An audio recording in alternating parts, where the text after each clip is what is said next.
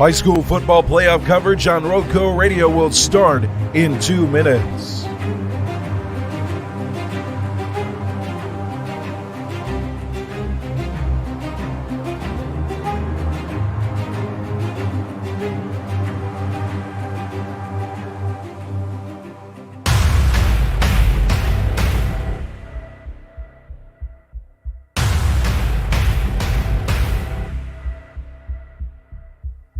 The RoCo Radio Game of the Week, West Stokes versus Reidsville, will start with your pregame show in 1 minute and 30 seconds.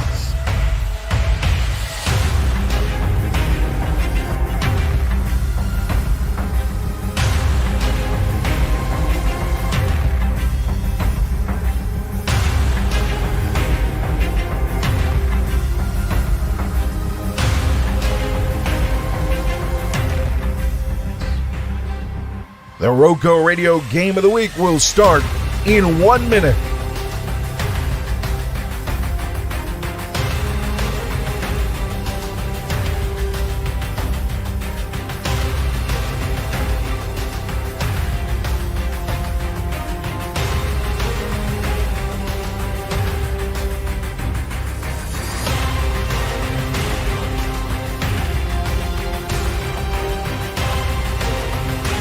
The RoCo Radio pregame show will start in 30 seconds.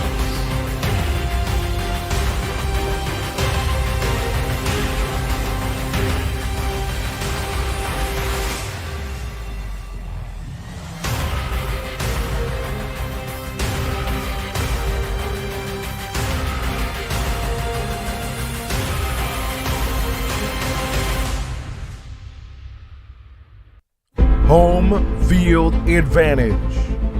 Nothing better describes those three words than the football capital of North Carolina and Community Stadium, where the Rams have won 28 straight home playoff games. Tonight, the road through the football capital to championship number 23 continues in round 2 against a familiar foe.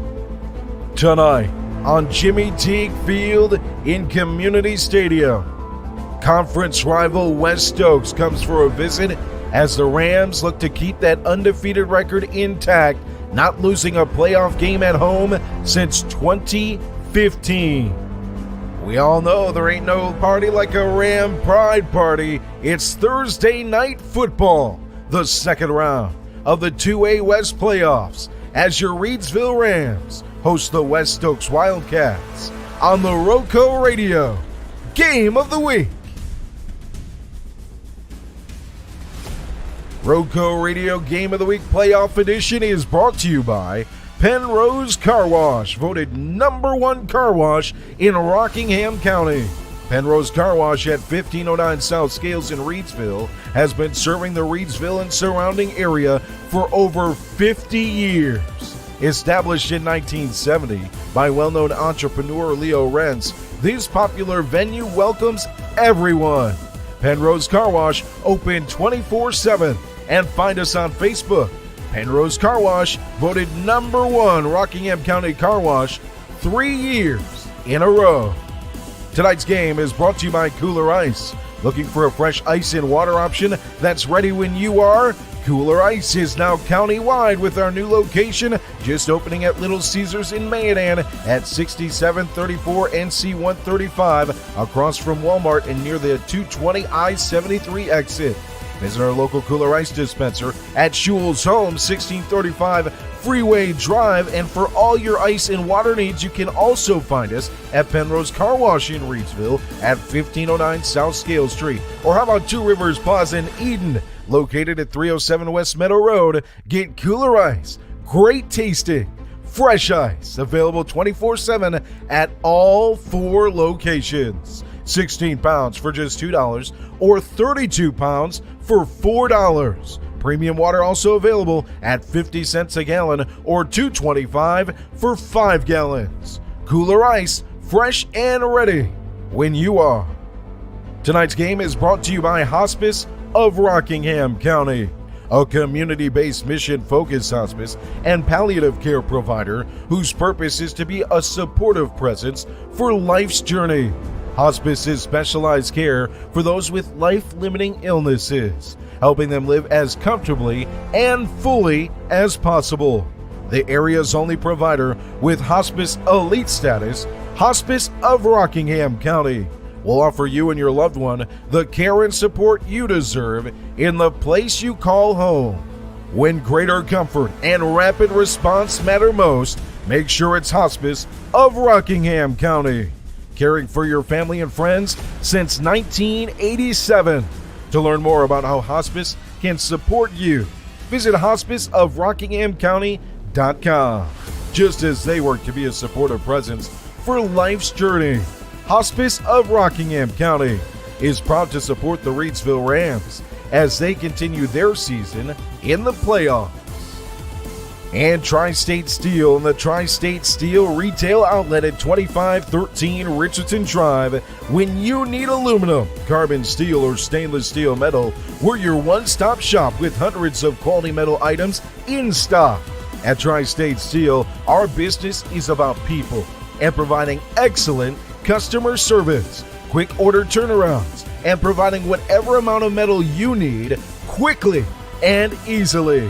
From custom orders to exact specs or quick in-store metal pickups, we put the customer first and have metal for all your needs. From large truckload orders to the smallest DIY project, industrial and manufacturing applications, welding, trailer building, off-roading, fishing, hunting, camping, home repairs, and more, big or small. We have your metal needs covered. To find out more about the carbon steel, aluminum, and stainless steel products in stock, visit tri-statesteel.com or call us today at 336-349-6057 with your specs, and we'll help you find the product that best fits your project. Tri-State Steel, distributing quality metals and exceptional service since 1988. We now bring you inside the press box for the RoCo Radio pregame show as we get you ready for number 1 Reidsville versus number 16 West Stokes and second round playoff action.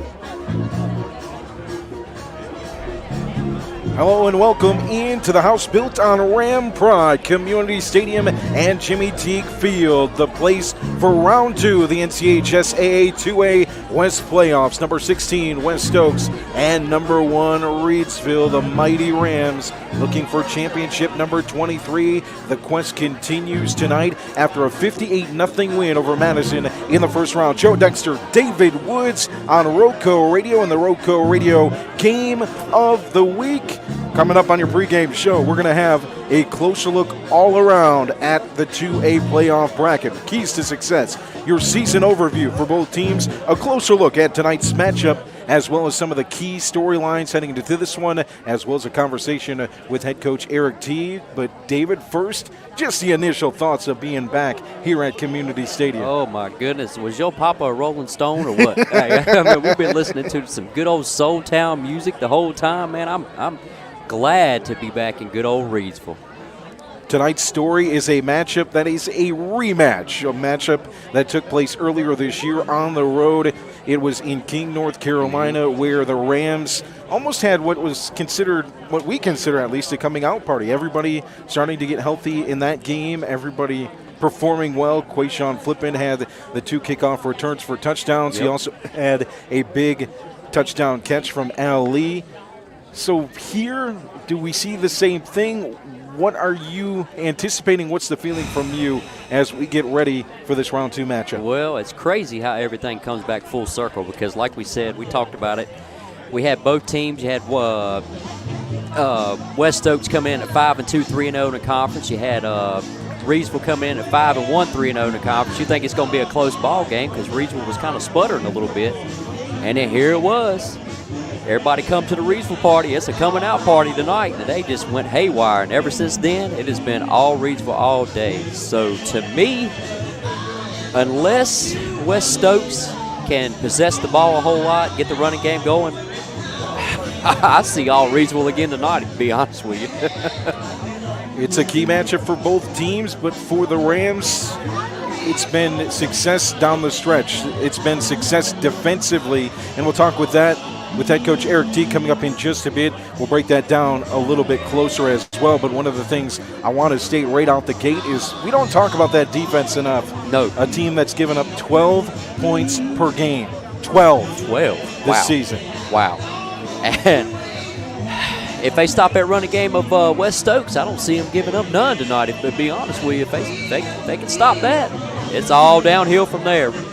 Let's take a closer look at the 2A bracket. We start with last week. Some interesting numbers, David. I broke it down, took a look at the 2A bracket. Just 3 upsets in the whole bracket on the east and west side. In the east, it was Southeast Elements, the number 24 seed, beating the number 9 seed Martin County 27-13. Number 18 Holmes over number 15 Midway in the east 38-14. And the only upset in the west, number 23 Lincolnton in the area we were last week, 35. Number 10 North Surrey, a team that faced West Stokes this year, 21. So only 3 upsets in the first round. Hey, everybody seems to be rolling along with the teams that's supposed to be in there and supposed to be really good. So, you know, go ahead, partner. One of the things we talk about too is in the game of football, offense is everything. It's a passing game. That's a big thing we talk about when we're watching the NFL, right? Yes, sir. 24 of the 32 games in the 2A last week ended with the winner scoring 35-plus points.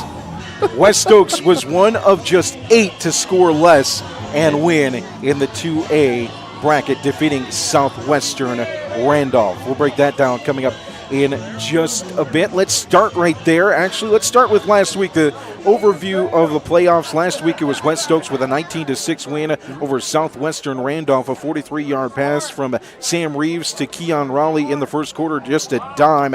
Miles Knox with 2 field goals in that game. Nathan Ellis, an 81-yard kick return for Southwestern Randolph, and Aiden Cherry with a 2-yard touchdown as well. When you look at West Stokes' schedule, when you look at their season, here's the playoff teams they face. Number 6, Randleman. Number 14, East Surrey. Number 10, North Surrey. Number 24, Andrews. And number 1, Reidsville. 2-3 in those 5 playoff games. And that's not bad to be 2-3 in those 5 tough games right there. I mean, good Lord, that is pretty good to me. For the Reidsville Rams, a 58-0 win over Madison. The 3rd time they faced the Patriots in the first round. Last year they faced them in the first round. In 2016, faced them in the first round. Jarrell Cobb, 2 rushing touchdowns. Paul Weiderman, a rushing touchdown. No running back had more than 3 carries last week, but the rushing offense was right there where you needed it to be, and they held Madison to just 1.4 yards per carry on 28 carries and 23 passing yards, including a pick 6 from Marquez Horn. Oh, that's what you call domination right there, ain't it, partner? Breaking it down, looking at their schedule, Reidsville was 6 playoff teams out of the 11 games or the 10 games that they faced in the regular season. Western Elements, number 17 in the 3A, number 18 in the 3A Rockingham County, number 12 in the 3A Eastern Elements, number 26 in the 4A in Page, number 16 West Stokes tonight, number 24 TW Andrews, 5-1 in those 6 games against playoff teams. That is what you call domination right there, partner. I will say that again. It's the Reidsville Rams and the West Stokes Wildcats.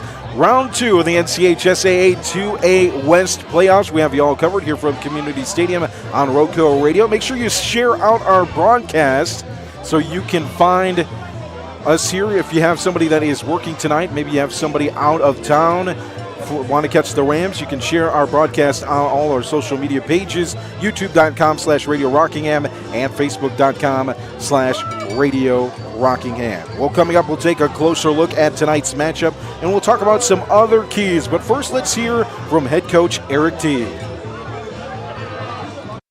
The RoCo Radio Game of the Week is here at Community Stadium, Jimmy Teague Field. We're joined with head coach Eric Teague.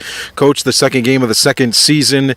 Last week, a shutout. I want to start with your defense, giving up 12 points per game this season. What's the defense meant to your progression throughout the year, and you're continuing to get better as you head into the most important games of the year? It's a phrase we kind of live off of is 11 gold hats to the football. So when we're playing with that mentality, everybody's flying around the field getting to the football. First guy's there making the tackle, the second guy's there trying to strip it out. So we're really excited when we see the defense playing that way, and then we also know that it takes that type of defense, that type of mentality to go far in the playoffs and to be competing for a state championship. So they've been rolling the last couple of weeks. We're hoping they keep getting better and better each week. Early in the season, you were without your two top defensive backs. You've had a lot of injuries throughout the year. How has that built the depth defensively to give you a different look and different guys being able to contribute? Yeah, this time of year, you need confidence in players to put them on the field in big situations and big games. So we got confidence in a lot of our guys. The secondary has not forced as many turnovers as they did last year. And that, is the case when a couple guys are missing, then we haven't played a team that's thrown the ball a whole lot. So we've kind of put that bug in their ear, and we're putting the pressure on them a little bit to create some turnovers on the defensive side so they can help out the offense a little bit. Coach Ali, in the last game of the regular season, breaking the passing yards record, just 3 away from setting the passing touchdowns record. We know what he can do on the field. We've seen it coming up on 8,000 yards. But leadership-wise, what does he mean to your program, and what has he meant since playing even as a freshman a little bit? Right, since the beginning of the season, way back to spring workouts, summer workouts, when you have a 3-year senior leader as your quarterback, it always helps out. He's kind of like a coach on the field. He knows exactly what we expect. There's not ever a question of what the play call is or what his assignment is or what he's expected to do. So he's a guy that typically controls the game. He knows where we want to go, certain play calls. He doesn't try to force things and kind of goes with the play calls. He knows when we want to take shots. He knows when it's time to get a first down and take care of the ball. So those are all big, especially when you're heading to the playoffs, trying to make a run for a state championship. Second time you face West Stokes this season. In evaluating tape since you played them and when you play them, what do you see in this team? So we knew when we went down there that they were a good football team, and when you get to there's 32 teams left in the 2A competing for a state championship. They're one of those 32 teams. We're one of those 32 teams. So we got to put that last game really behind us. We had 2 kickoff returns for touchdown and a 100-yard fumble recovery that kind of put the game out of hand. But they're a tough football team. They're well coached. They got some good players, and so that's what we've been preaching all week. And we got to be ready to play just like we were that night when we traveled down to King. What was your theme and your message this week to you guys?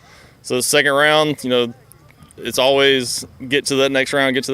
But for us, it's if we show up and play with the right attitude and effort and energy is a big thing for us. And then we execute. We have a lot of confidence in our team that we can make it to the next round. And that's energy and effort and execution has been the big message from us as from the coaching staff this week. Coach, good luck tonight, and we'll talk to you down the road. Thank you. Appreciate it. That's head coach Eric Teague on your RoCo Radio pregame show as we get you ready for the second round of the 2A West playoffs. West Stokes visiting here in Reidsville, number 1 versus number 16. I think Coach Teague, David, brought up a good point there. One of the things that he talked about was we got to ramp up. We got to be able to be ourselves. We got to go out there and compete. Here's the real, true nuts and bolts about it, okay? All right. The last 2 weeks, their opponents have a combined record of 2-19. Okay. So tonight is that real test, that test of trying to ramp up, getting ready. You don't look forward, but you know that you have to be your best from here on out. And if you want to compete for that championship, if you want to get back and compete for a chance to face the winner of the East bracket. That's it. Because as the later rounds go on and you go deeper and deeper, I mean, the teams are going to get way more experience and have some athletes out there. I'm not saying that West Stokes don't, but I'm saying it's just crazy how it comes back full circle again. And here we go again, round 2 with West Stokes, big time second round game. We're going to see what happens tonight. Of course, we know the history for these Reidsville Rams since 2016. This year, 6-0 at home, 28 straight home playoff wins at Community Stadium, 108-6 in the last 114 games. And against West Stokes, 8-0 all-time against the Wildcats. This is the second playoff matchup. They won 63-13 in the regional final in 2019. The last time in the playoffs that the Rams faced a conference foe was in 2011, where they defeated Cummings in the playoffs after losing to them in the regular season. So those are some of the breakdowns of the numbers that we hear every single week that just tell you about the dominance of Reidsville football and what is expected on the field. One thing that we expect tonight, David, as we take a look at some of our storylines, quarterback Al Lee just needs 114 passing yards to eclipse 8,000 yards in his career and only needs 3 touchdowns passing to become the all-time passing touchdowns leader with 107. That record set by Kyle Penix, 105 for Al Lee right now. Here's the cool thing, and this tells you a little bit about what you get from a Reidsville football player, right? Kyle Penix, great quarterback, right? Yep. He set several records here. You know what he's doing now? He's 5th in receptions at Wofford. Wow. So made the transition Okay. to receiver and is doing big things over there as a sophomore at Wofford after, I believe, a redshirt year. But that tells you a little bit about what these players do and what they're able to transition. So that storyline we're going to be following is Al Lee, if he can get 3 touchdowns. I'm going to take a page out of your book, partner. If any coach is listening to this broadcast tonight, give this man an offer. He's breaking records. Come on, man. Let's go. I bet we was watching him throw dimes in pregame to his receivers, man. He looks absolutely laser focused tonight. He's already surpassed his completions from last season in that run to the state championship game, though he did miss 2 games last year, and he's already eclipsed his yardage mark from last season as well. 2 touchdowns and more in each game this year, 8 with 3 or more touchdowns. Wow. All right, that's it. You know what I'm going to do? I got Mac Brown on speed dial. I'll go ahead and give him a call now. Y'all knew it was coming. It was eventually coming.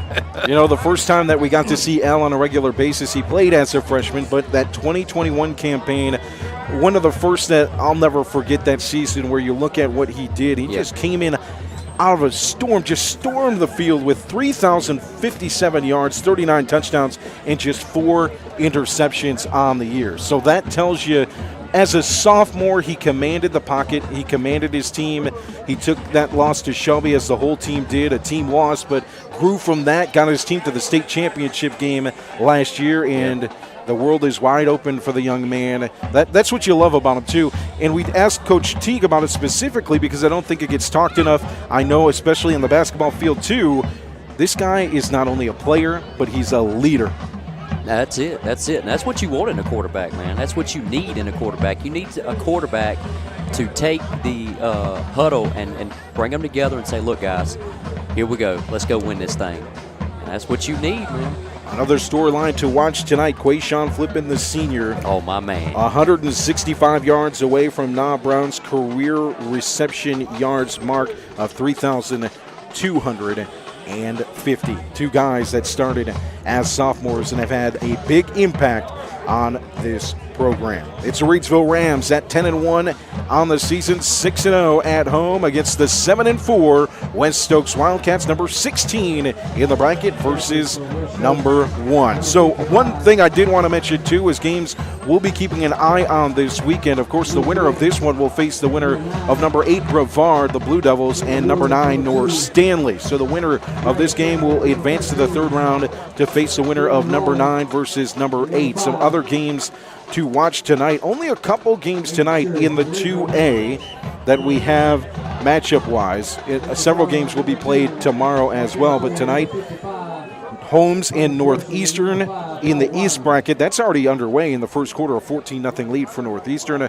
We've got us tonight, Reidsville and West Stokes. Lincolnton, the number 18 seed, facing Shelby, the number 4 seed. That gets underway at 7:30, and the number 15 seed, Maiden, who we saw here last year at Community Stadium, heads to take on Salisbury, the number 5 seed, at 11-0. As we get you ready for the Star Spangled Banner, brought to you by the Reidsville Rams Marching Band.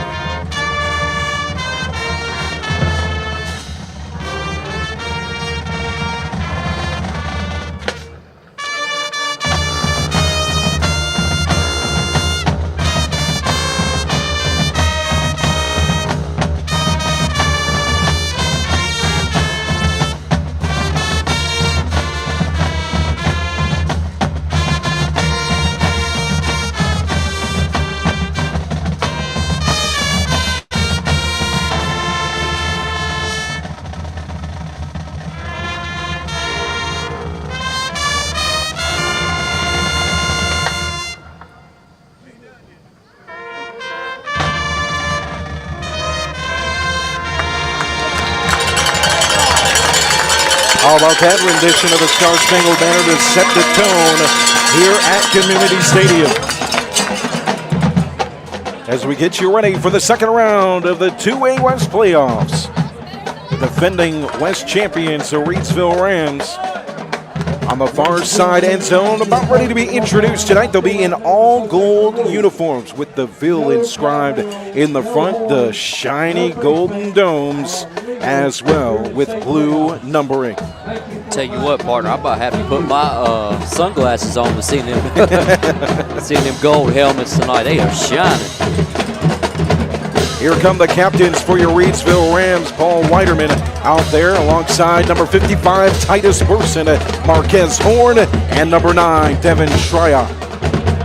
Captains for West Stokes will be Keon Rowley, number 55, Luke Witt. We'll see if we can grab the other two for you here in just a second. Number 9, Caleb Wood.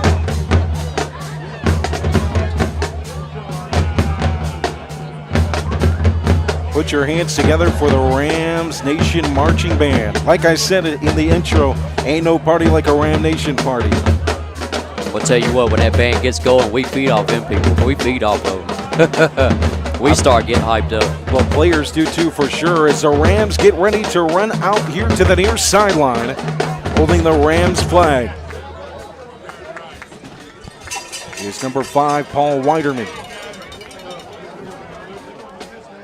Cheerleaders out on the field at the hash marks to create the running lane for your Reidsville Rams.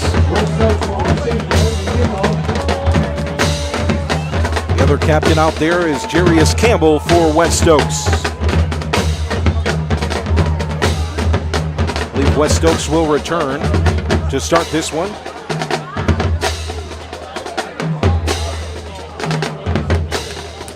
Weiderman breaks from midfield. Now he'll grab that flag and lead his team. The jersey of Lonnie Nicholson headed out by his Rams faithful here to the sideline. Number 61. And here comes Paul Weiderman and the Rams flag to midfield with his teammates. And out here to the near sideline as we get ready for playoff football in the football capital of North Carolina. West Stokes breaks as well to the far side with the American flag and 2 West Stokes flags. By number 15, held by Austin Batchelor, as well as number 7, Kobe McMillan. The Wildcats will be in their away white uniforms. Purple numbering, purple pants, white helmets with that West Stokes logo, the W and the Wildcat on it as well. So we're just about ready, underway for the first quarter. Put 12 minutes on the board. And before kickoff, I want to thank our sponsors tonight, Pennrose Carwash, Kooler Ice, as well as Hospice of Rockingham County, and Tri-State Steel and Tri-State Retail in Reidsville. And thank you for listening in. Glad to bring you inside Community Stadium in Jimmy Teague Field. Tell you what, partner, it makes a difference going 15 minutes up the road than it was two and a half hours, wasn't it? Last week in North Lincoln for Rockingham County and North Lincoln. Yeah, I'll take this a little bit. The comfort of your own home. I'm going to tell you what, I love the hospitality down there, man. I ain't going to get it wrong. They had me. I was about to fall asleep during the game with so much food they kept bringing. Hey, passing donuts around, passing all kinds of stuff. Looks like Devin Shryock set to kick. The ball will go right to left to return, left to right. Keon Rowley back to return on the near side, and Jarius Campbell on the far side for the Wildcats. The Golden Domes are in the air on the sideline. The kick is up, and it's a good kick to the 30-yard line. Diving on it is the Wildcats, recovered by number 1, Ethan Jessup, the senior. The Wildcats offense will take over, moving left to right. Nothing score, just underway here in the first quarter on the RoCo Radio Game of the Week. This is a defense for the Rams, 12 points per game. Man, you can't beat that. 68 tackles for loss on the season, 19 sacks, 11 interceptions, and 10 caused fumbles. And by the way, that's with several injuries throughout the year and guys stepping up in key situations. So here comes the Wildcat offense, led by Sam Reeves, the quarterback, the sophomore. Keon Raleigh lines up here near side, 2 receivers set, 2 backs in the backfield, Aiden Cherry and Akers. Big up front for the Wildcats. Looks like Reidsville stacking the box right here. Fake the handoff to Cherry. Reeves is drowned in the backfield by the gold and blue. Leading the way, number 55, Titus Burson on the loss. I'm going to tell you, that's one of the keys of the game I wanted to see right there. If West Stokes can't get the ball rolling as far as their running game goes, it is going to be over before the half. Tyrese Turner in on the stop as well. It's going to be 2nd down and 13.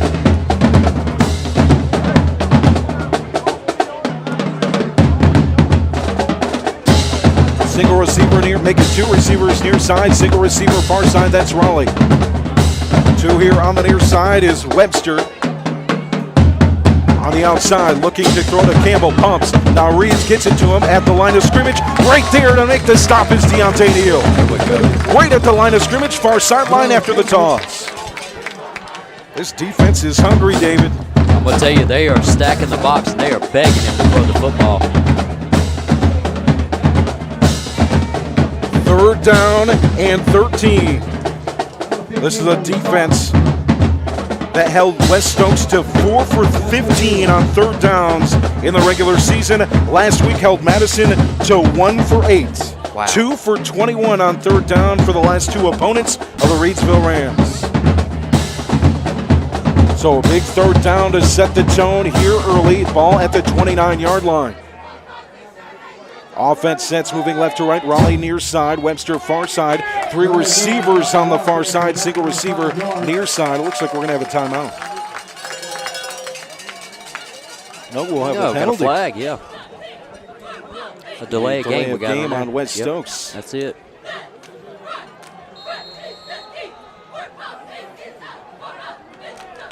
So ball now at the 23-yard line after the penalty. Shotgun formation. Reeves with a single back, 3 receivers far side, single receiver near side. Lots of pressure standing up. Here comes the blitz. Reeves is hit by Harrison. He gets it complete to the near side, 35-yard line to the 40 and out of bounds. That's going to be a first down. Aiden Mansfield on the stop. The reception goes to Aiden Cherry. That was who West Stokes was missing last time around. That's against McMichael, that's correct. He is an absolute stud at running back, man. He is a playmaker. That ball just floated out there. Agent Zero got in the backfield, got all over the quarterback Reeves, but he's able to make a play, first down. And if you're West Stokes, this is what you want to do right here. You don't want to get in those 1st and 15s and 3rd and 18s because they are a running football team.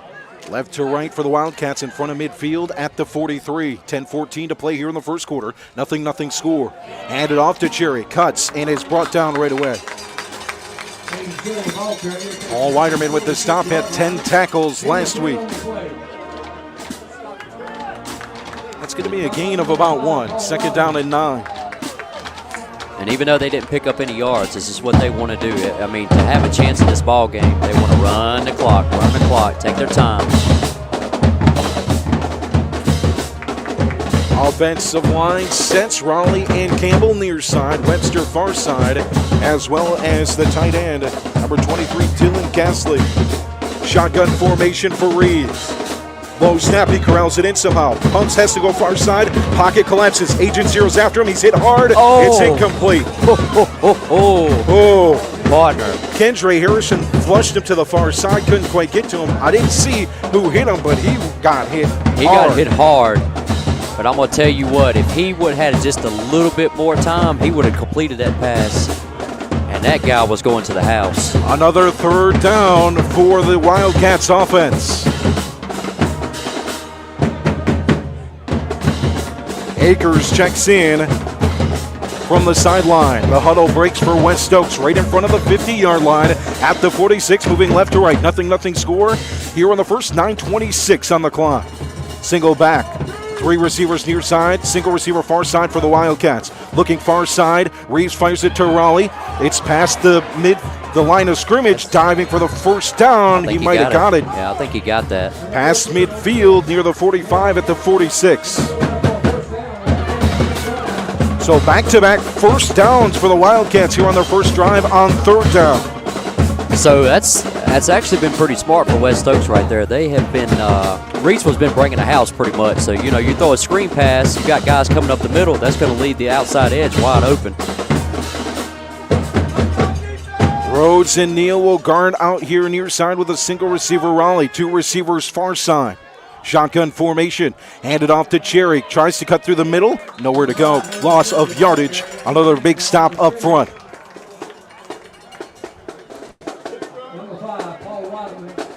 This is what you want. I mean, Harrison and Weinerman on the stop. Sorry about that. Oh, you're good. You're good. This is pretty much a run-heavy football team, but they're coming out passing right out the gate.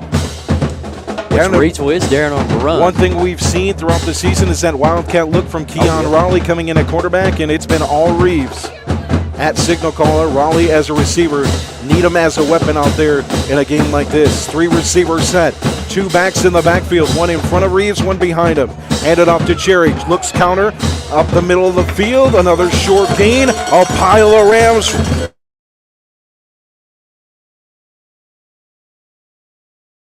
That's a gain of yardage, but that's one of those runs, David, that just takes the will out of a team when the whole defense gets on top of you. Especially when you got big old Titus Bursey coming in after you, that's for sure. Having a game already. He's been in there on the backfield, especially against the run. 3rd down and 8. Looking at a 6'0", 240-pound defensive lineman. There's no way I'm getting right there at that guy. Ball past midfield at the 45.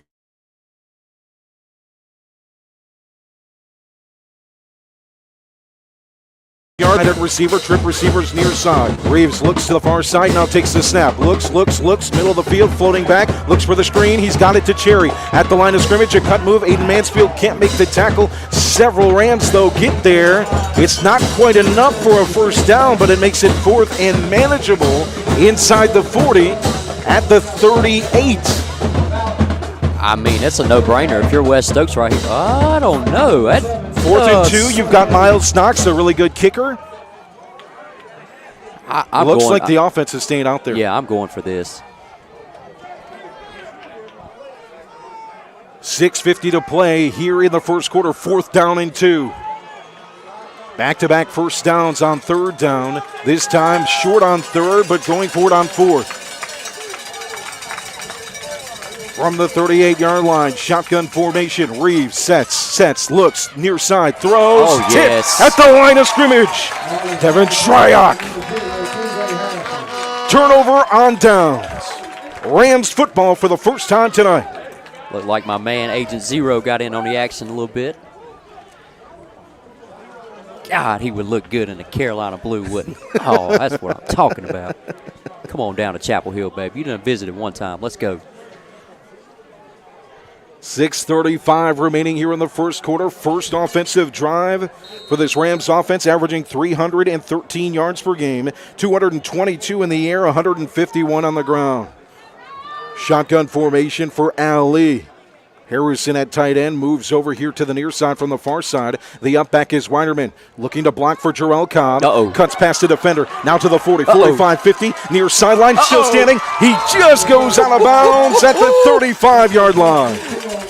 Make it the 37, Jarrell Cobb. He got a great block off the edge from Weinerman. Harrison helping out as well. He made the cut, though, just off the line of scrimmage on the shoestring attempt to tackle, and he gets the big yardage. You're talking about a shoelace away from a touchdown right there. 1st and 10, at the 37. You're right, Justin. Yeah, I'm going to tell him for sure.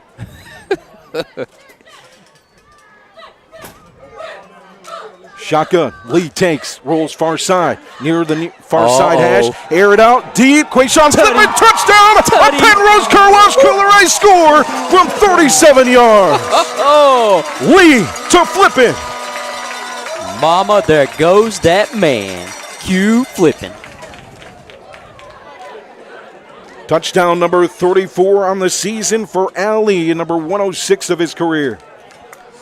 I'm telling you, we was watching Al Lee in pregame, man. He was throwing dimes. I mean, absolute dimes. That went on the far side of Flippin, only where he could catch it. So 2-point conversion attempt on the way. Neal takes, looks to throw, complete. Kendra Harrison, 2 points on the board as well, 8-0.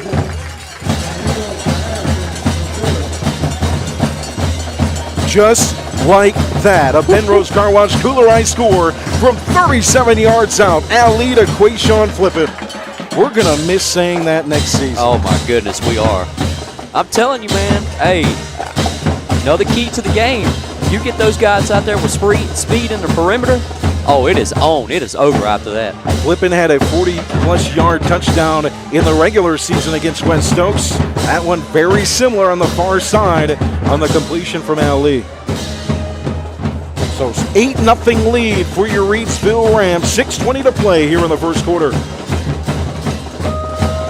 Again, the defense setting up the offense. The defense gave up 2 big third down plays. They settled in, got the third down stop, then got the big fourth down stop, and from there the offense did its thing. That's it. Do like they always do. So Shryock set to kick for the Rams. The return will go left to right. Charius Campbell on the far side, Keon Raleigh here on the near side. Aiden Cherry just up in front of them at the 20-yard line as both Campbell and Raleigh sit at the 15. Here it comes, a line drive bullet kick is going to roll all the way to the goal line and into the end zone. That's a line drive base hit there, David. Base hit down the left field line. So the offense takes over. West Stokes offense after the turnover on downs in Rams territory near the 30-yard line on their last drive. Yeah. What adjustments are you making if you're the Rams defense? I mean, keep bringing the house. I mean, West Stokes, they're doing the right thing because, I mean, Reidsville's bringing the house. They're stacking the box. They want him to throw the football. I mean, they're not a throwing football team. They can be if they want, but they're mostly run heavy. But, I mean, we'll see with this play right here. Shotgun, handed off. Cherry tries to find the edge. Nowhere. Shryock brings him down. But as I'm saying, I mean, they're throwing screen passes to offset when they're blitzing, so that's working out for them. But when you got big man Keandre Harrison coming around the corner, you better watch out. Yeah, you got Kendra, you got Shryock, who just made a wrestling tackle there right at the 20-yard line. Top 4 in tackles. Yep. So second down and 10 from the 20. 8-0 lead for the Rams. Back on defense after a turnover on downs. We've ate 6 minutes off the clock with just 2 possessions in this one. Man in motion is Campbell. He gets the ball on the reverse, swing it out on the far side. Nowhere to go. 3 Rams on him. Shryock finishes the play. Another stop on defense. There were 3 there. Charius Campbell, nowhere to go. West Stokes right now, they're having a hard time trying to set the edge.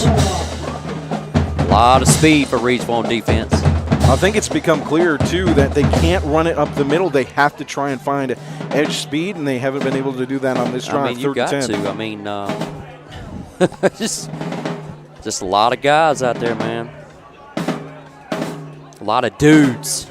Campbell and Raleigh far side at receiver. Near side, it's Gasly in the slot, and Webster outside the hash.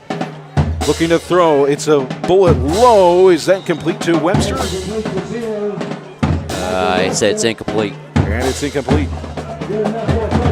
Oh, no. They'll say it's complete. It's a first down. Oh, really? We haven't seen much of Kenyon Raleigh yet. I'd like to see him get in the Wildcat and see if they can do a little something with that. And at the receiver position, he's been at least spied on by 2 different guys. Yeah. Neal on the coverage as well so far. Strong on the coverage at defensive back. Over there helping him is Bryson Miller as well. 12 seconds on the play clock. 1st and 10 from the 33. Cherry gets the ball, and he's chased and smashed. Oh, my goodness. Titus Burson chased back, but the big hit, I believe. I'm going to say that's a hold-in on the play, but Titus Burson, good day. Face mask against Reese. Face mask call on the defense. So move the ball from the 33. to the 39. Moves the ball up to the 39-yard line. 4:20 remaining here in the first quarter. 8-0 lead for the Rams. After the penalty, 1st and 10, ball at the 39-yard line. In Wildcat territory, moving left to right. 4 up front for the Rams. Reeves has time to throw, looks to the far side, yeah. tipped at the line of scrimmage. Agent zero. I'm going to tell you what, if we get to do some basketball this year, I think we're going to see a lot of that. I'm sure.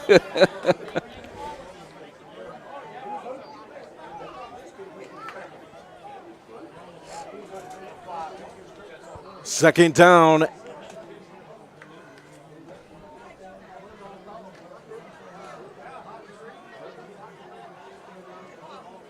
As Raleigh lines up here near side at receiver. 3 receivers set, 2 backs. Make it a single back. It's 4 receivers. Flipping the ball is Reeves. Now he throws it middle of the field. Intended for Raleigh, but there was 4 Rams there. The throw was just too high, incomplete. 3rd down and 4. I'm going to tell you, Sam Reeves right now, he's kind of struggling a little bit because they're bringing the pressure, man.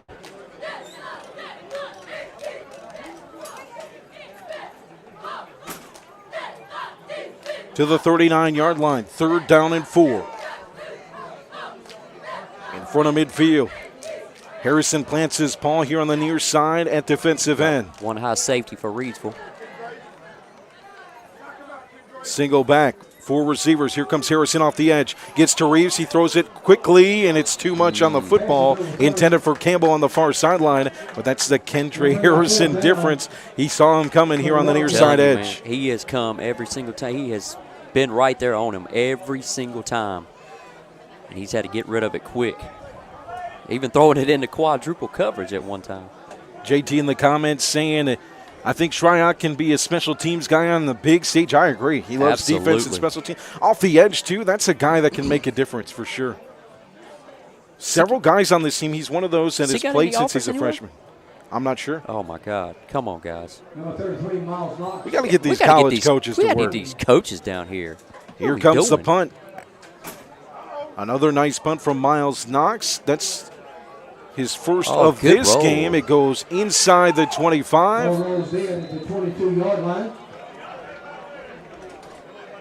So the second possession from the Rams here tonight. They lead it 8-0. A 37-yard touchdown pass from Ali to Quayshawn Flippin.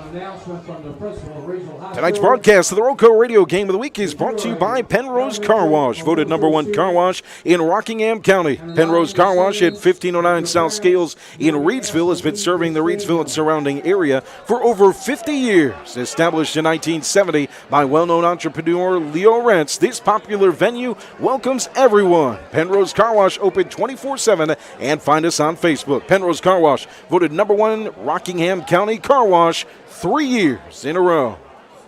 Here comes the Rams offense for the second time tonight. 1st and 10 from the 23, and a whistle before the snap.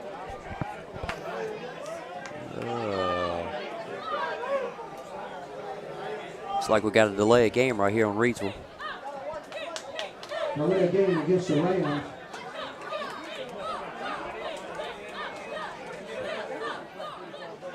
I want to thank Tri-State Steel Products in the comments.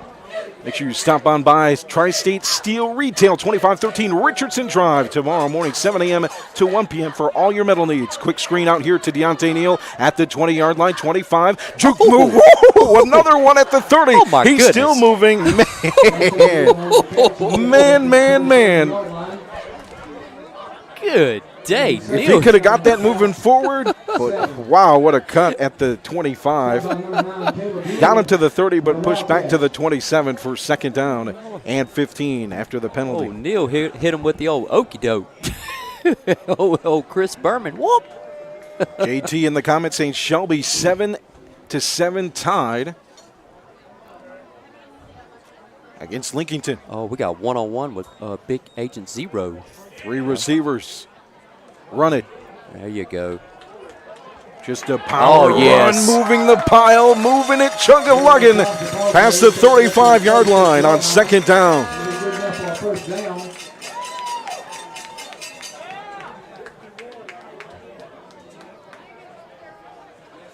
Cobb with the run. Here comes flipping back in. Move the chains, 1st and 10. Shotgun formation, 4 receivers set. 2 receivers on each side of the field. Motion Sharp over to the far side. He works in the slot, runs, now the throw, it's a screen to Flippin. Ooh, this could be dangerous, spins out of a tackle, gets to the far sideline, brought down. Uh-oh, fumble. Ball is loose. They say, West Stokes say they recovered. They do have it. And they have it. Oh, man.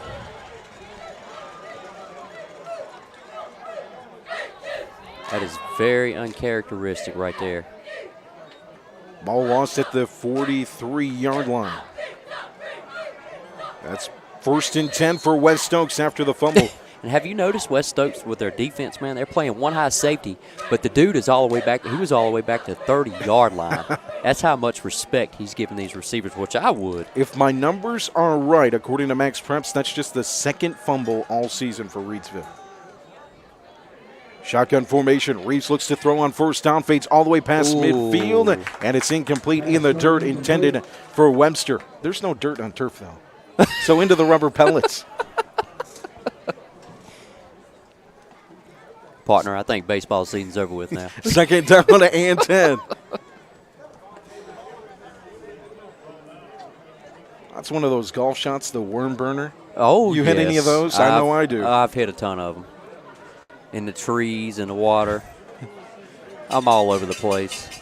2nd down and 10 for Reeves and West Stokes. Past midfield after the fumble recovery at the 43. Left to right. Down 8. Aiden Cherry gets the football. Swallowed by the defense of the Rams. Another big one for 55. Titus Person, 6 foot, 240 senior. I'll tell you what, partner, I'm going to have to write that name down. Right, number Titus 55 down. Person, man, he is. That's back to the line of scrimmage. No more. 3rd down and 10. He's just screaming for player of the game, ain't he?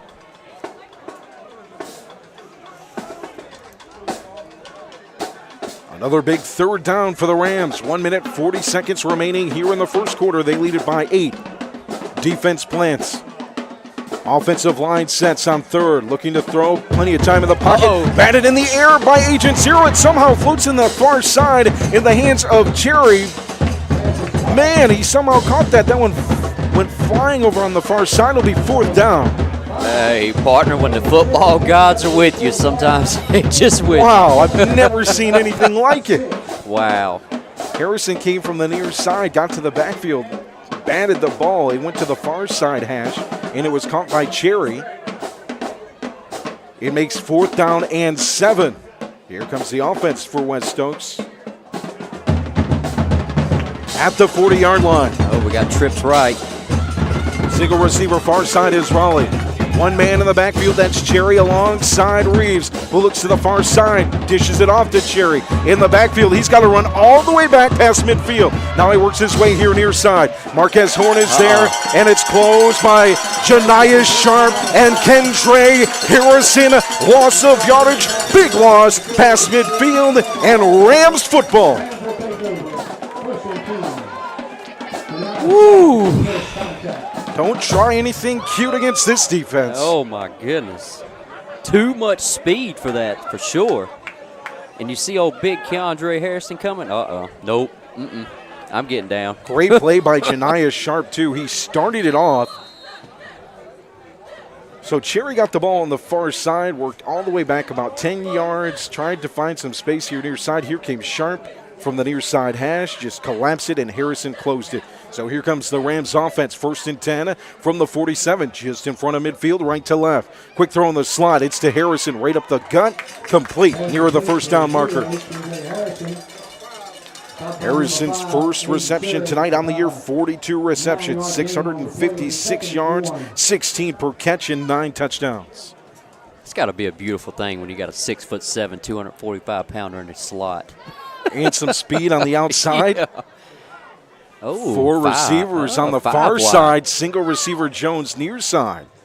Look to the throw. It's to Flippin on the screen. Blocked by Harrison. Now finds the far side edge at the 30. Still in bounds at the 20. Brought down at the 15. Again on the far sideline. Harrison just pushed his guy. He didn't even have to try. He just made sure he got his hands up. Did a clean block. And now it's up to the 15-yard line at the end of the first quarter. We head to the second, an 8-0 lead for the Rams in scoring territory on the RoCo Radio Game of the Week, brought to you by Kooler Ice. Looking for a fresh ice and water option that's ready when you are? Kooler Ice is now countywide with our new location just opening at Little Caesars in Mayodan, 6734 NC 135, across from Walmart and near the 220 I-73 exit. Visit our Kooler Ice dispenser at Jules Home, 1635 Freeway Drive in Reidsville. And for all your ice and water needs, you can also find us at Pennrose Carwash in Reidsville at 1509 South Scale Street or Two Rivers Plaza in Eden at 307 West Meadow Road. Get Kooler Ice. Great tasting. Fresh ice, available 24/7 at all 4 locations. 16 pounds for just $2 or 32 pounds for $4. And premium water for 50 cents a gallon or $2.25 for 5 gallons. Kooler Ice, fresh and ready when you are. So we flip the field. Now we'll be going left to right. Big play on the screen.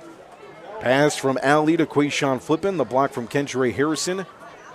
Just off the edge.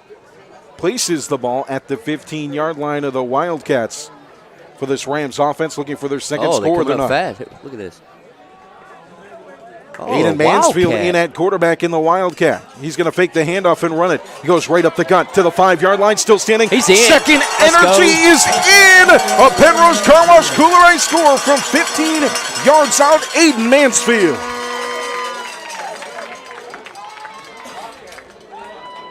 Wildcat offense. He faked the handoff on the edge sweep. It opened up the middle of the field. His second effort gets him the score. 14-0 Rams. And after that, he'll come in for the snap. So he scores the touchdown, now ready for the long snap. It's a 2-point conversion attempt. Snaps it to Neal, rolls to the far side hash, looks for an open receiver. It's picked off on the 2-point conversion, so it will keep it 14-0. 11:54 remaining here in the first half. Well, I'll tell you, partner, we ain't seen that Wildcat yet, have we? That's news right here. Mansfield running the ball, too? That's dangerous.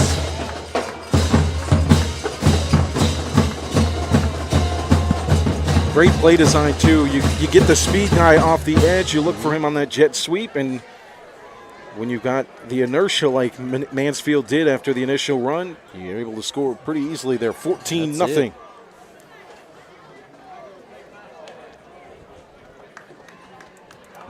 We enjoy play calls like that. Oh, absolutely. Unique, something you don't see every day. Pamela in the comments saying, Mansfield, my grandson, you got a good grandson. Does a lot of things on the field. Long snapper, leads the team in tackles, scores there.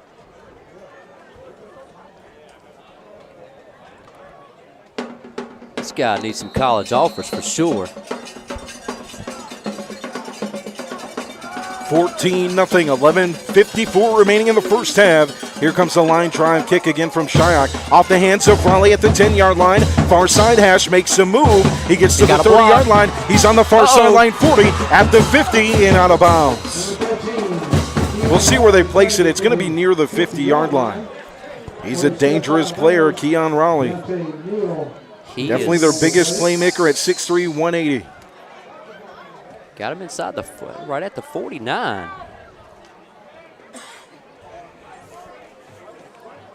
So past midfield, right to left for the Wildcats. They've had some success on offense. Yep. The defense has been able to make stops, 2 turnovers on down, and a punt forced. I wouldn't be surprised if they put in Raleigh at the Wildcat. Oh, we got 2 up backs. 2 up back, single back in the backfield, 2 receivers. Reeves fakes the handoff. He's going to keep it. He finds the far side and tackled in front of the 40-yard line, in front of the first down, second down, and about 3. Shryock on the stop. It'll be 2nd and 3. Speaking of unique play calling, I can't remember seeing Reeves run. We've seen this is our 3rd West Stokes game this year. I haven't. Usually they bring in Raleigh from the Wildcat when they want to run it from that quarterback position. He's hobbled up a bit. He's heading to the far side. He's on the sideline. So Webster checks in on the far side. Near side is Gasly at receiver. You've got 2 up backs and big up front. Single back is Cherry. On second down, another run for Reeves. He fakes the handoff to Cherry, far side, and another gain for a first down. I'm going to tell you, hey, those 2 up backs, who does that remind you of? They taking a page out of old Coach McCann's playbook, huh? Which McMichael did have some success with the 2 up backs.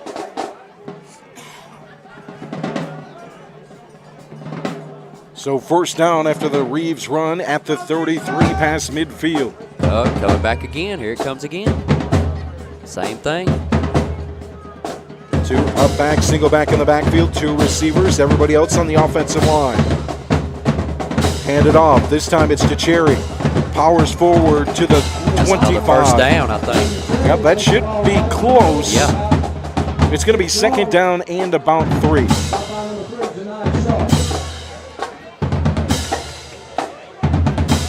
Oh, my goodness. 25-yard line. Jarrell Cobb checks out defensively. He heads here to the near sideline.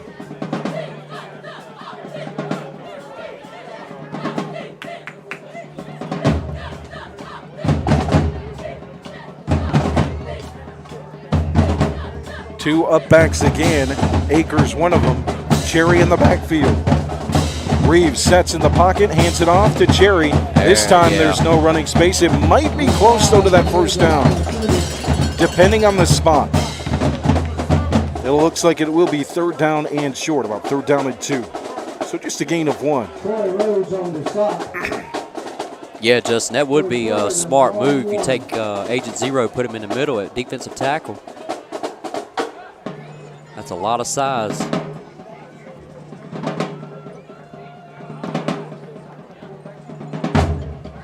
Inside the 30-yard line at the 25. 2 up backs again. Reeves right behind his up backs. Cherry in the backfield. 2 receivers are Gasly and Webster.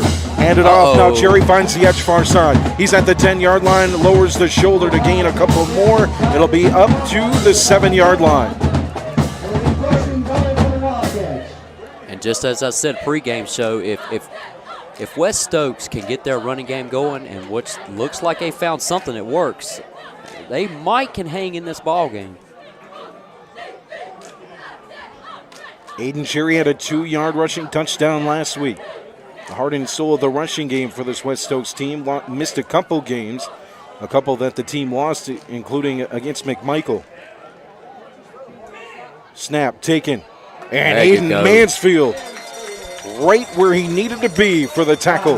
Going to be a loss on first and goal of about 1. It'll be second and goal from the 8.5.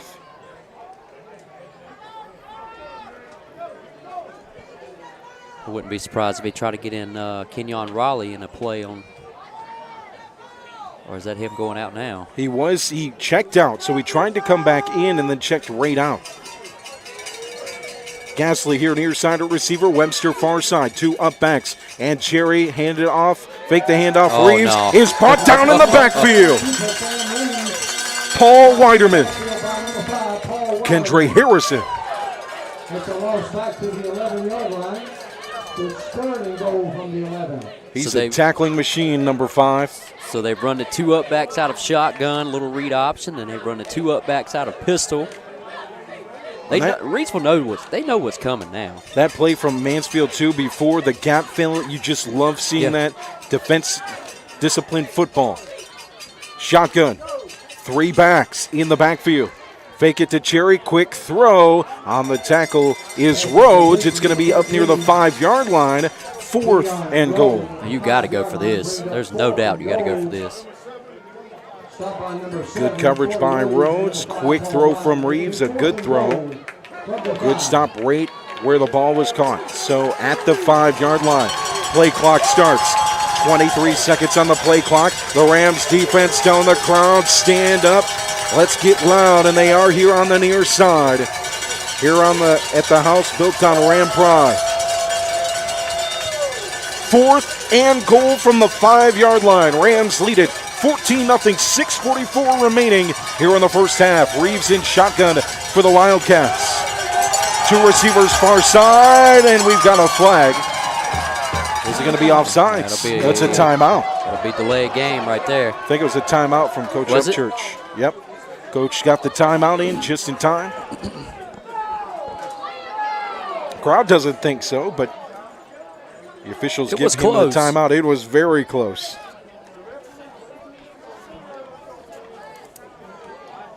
Tonight's broadcast is brought to you by Hospice of Rockingham County, a community-based mission-focused hospice and palliative care provider whose purpose is to be a supportive presence for life's journey. Hospice is specialized care for those with life-limiting illnesses, helping them live as comfortably and fully as possible. The area's only provider with Hospice Elite status, Hospice of Rockingham County, will offer you and your loved one the care and support you deserve in the place you call home. When caring matters most, make sure it's Hospice of Rockingham County. To learn more, visit hospiceofrockinghamcounty.com. Just as they work to be a supportive presence for life's journey, Hospice of Rockingham County is proud to support the Reidsville Rams as they continue their season in the playoffs.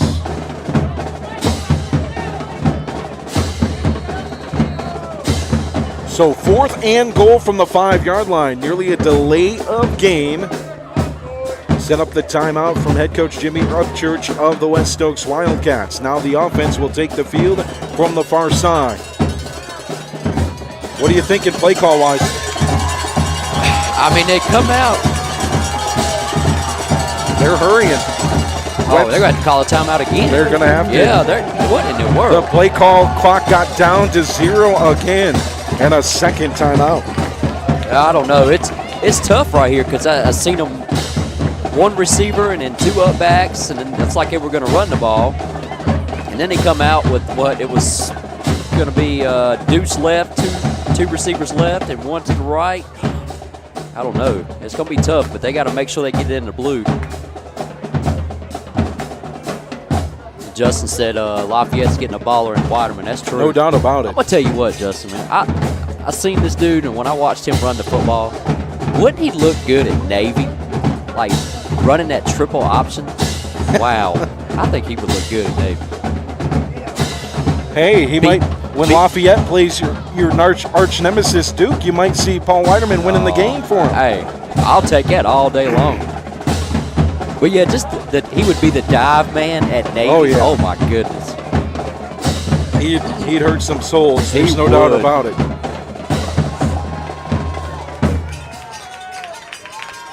So here comes the Wildcats out of the timeouts. Back-to-back timeouts. Play call starts. Play clock make that at 22 seconds now. Got 2 receivers right. 2 up backs. Here comes the pressure. Mansfield gets in the backfield on the blitz. He has to throw it up. Reeves puts too much on it. Oh, pass interference. They're going to call pass interference. Intended for Akers on the far side. Let's see what we got. See what the flag legal is. man downfield. No good. Okay. All right. Reidsville's football. Reidsville football. Penalty decline.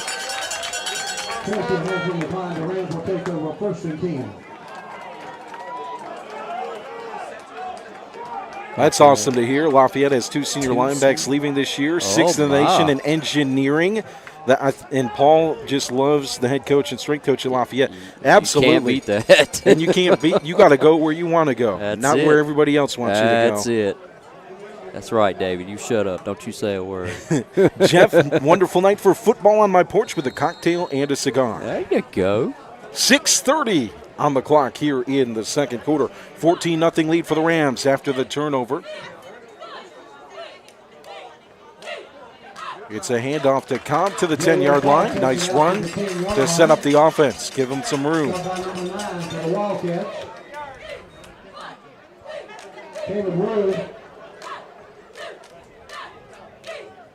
Good run right there to get out of their own end zone. Left to right for the Rams. Lee takes, hands it off. Cobb off a tackle, bounces. Oh my. Far side, 20, 30, 40. Finally tackled at the 45. A guy that averages 8 yards per carry and has had big run after big run after big run in his career for the Rams. Another one there. Oh, Jabril Cobb. He was one of my players to watch this evening. First down at the 45 in front of midfield, left to right for the Rams. 14-0 lead.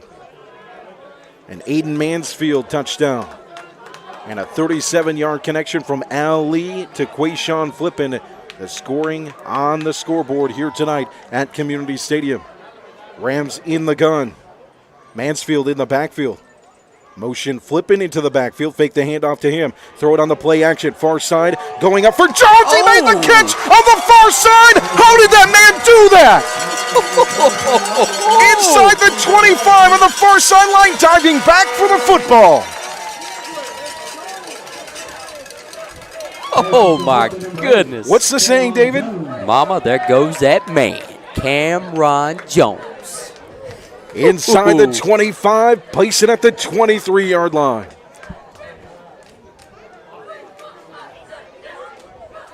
First and 10 for Lee, alone in the gun. Oh. 4 receivers set. Lee, time to throw, now floats to the far side. At the line of scrimmage, pumps, now runs. Past the 20, 15, out of bounds. Nice play. Didn't see anybody here on the near side after the pump. Went for it and gained yardage. That was smart right there. They just short of the first down marker. It'll be second. It's going to be second down and short.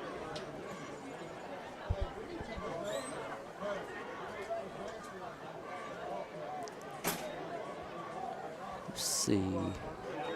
Oh, they're coming up to, rushing up to, we got Mansfield. Mansfield in the Wildcat again. Up back is Weiderman. That's dangerous. That should not be fair. Fake the handoff. Here comes Mansfield again on the run to the 10-yard line. That's going to be enough for a first down. Should be at least. Yep, move the chains. First down and goal for the Rams. So first and goal for the Rams, just inside the 10.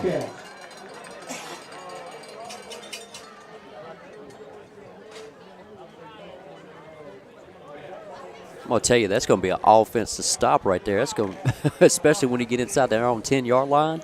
You got Mansfield and Weiderman. That is unfair. Cobb in the backfield. Weiderman as a slot receiver far side. Fake the Touchdown. handoff right up the gun. Yes, it's sir. a Pennrose Carwash Kooler Ice score for Agent Zero. Future Tar Heel. 20-0. Flag has been done. Illegal shift. Oh, coming back. Brought back on an illegal shift.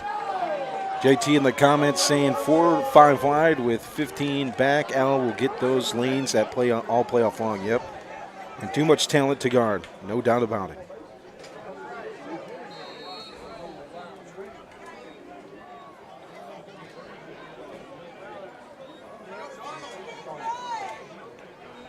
.443 remaining here in the second quarter. After the illegal shift, we'll restart things from the 15. Weiderman in motion just off the offensive line. Rolling out near side is Lee. Hesitates, gets a man to miss, gets him jumping in the air, dives to the 10-yard line. Gain of about 5 on first. After the penalty. So second and goal from just inside the 10. Rams moving left to right with a 14-point lead.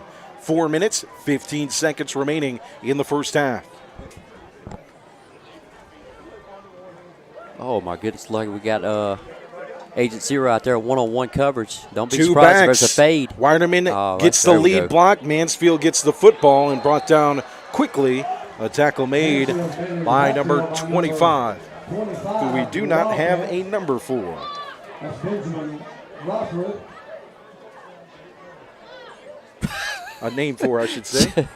Chase Stacker said you should see his quads. Massive kid is a beast in the gym. We had to order more 45-pound plates just for him. God. Just bring David in there. David could be one of those plates. Yeah. He's lifting me up one arm. Cobb and Shryock in the backfield. They shade the quarterback Lee, and we're going to have a timeout from West Stokes. With 3:27 remaining here in the first half, 14-0 lead for Reidsville.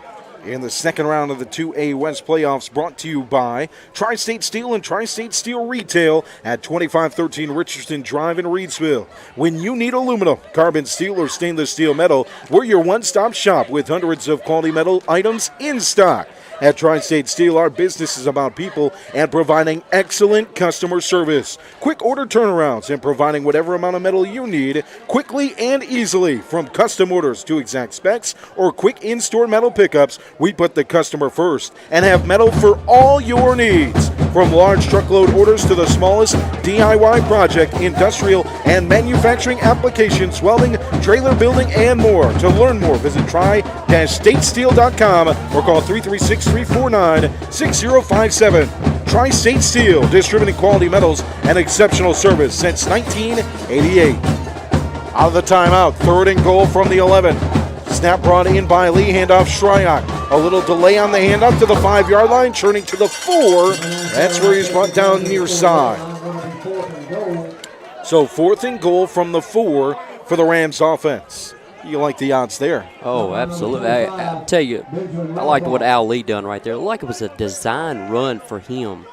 And he's bobbling the football, so he just hands it right off. That's smart football right there. Lee's second on the team in carries rushing-wise coming into this one.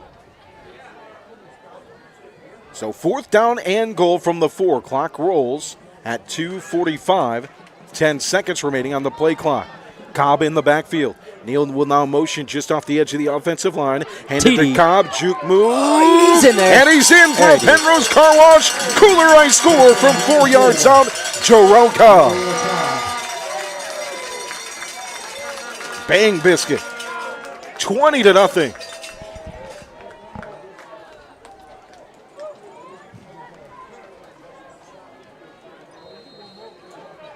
Mansfield set to snap. Neal serves as your quote-unquote quarterback in the 2-point conversion. Most of the offensive line shaded to their far side hash. 2 receivers near side. Rolling that way is Neal. He'll stop, throw. That's Mansfield, 2 points good. That's the athlete, Deontay Neal. The cut and stop on a dime to find Aiden Mansfield near the middle of the end zone for the 2-point conversion. 22-0. Rams, 2:37 remaining here in the first half.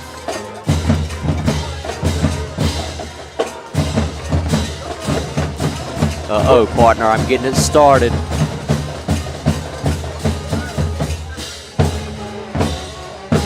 Bear with us as we deal with the spammers in the comments.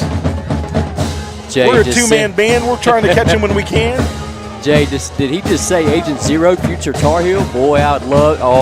You Tar Heel fans. Hey, I would love it too. Hey, somebody said earlier too, Hubert's got to get on that offer. He does, man. He does. Baycott ain't gonna last forever. He's only in his 7th year. 7? I thought it was 17. Well, it might be 17. 22-0 lead, a touchdown for Jerome Cobb from 4 yards out. A nice 10-yard run from Aiden Mansfield and a 37-yard bomb from Al Lee to Quayshawn flipping your score. 2 2-point conversions as well. Here comes the kick. It's a line drive. It bounces up to the return man of West Stokes, Aiden Cherry. Past the 30, spins out of a tackle. Almost spun out of 2, but it's the whole Calvary Still getting up there. A standing tackle. I tell you, you got to give it to Aiden Cherry, man. That is a tough kid to bring down. The offense has had opportunities to move the football. Several turnovers on down.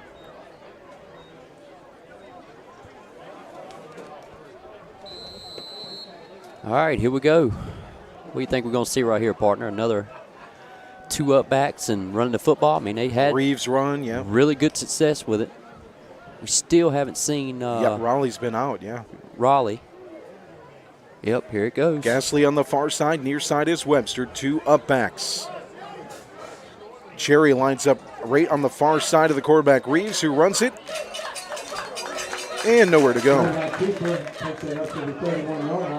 Shryock and Weiderman.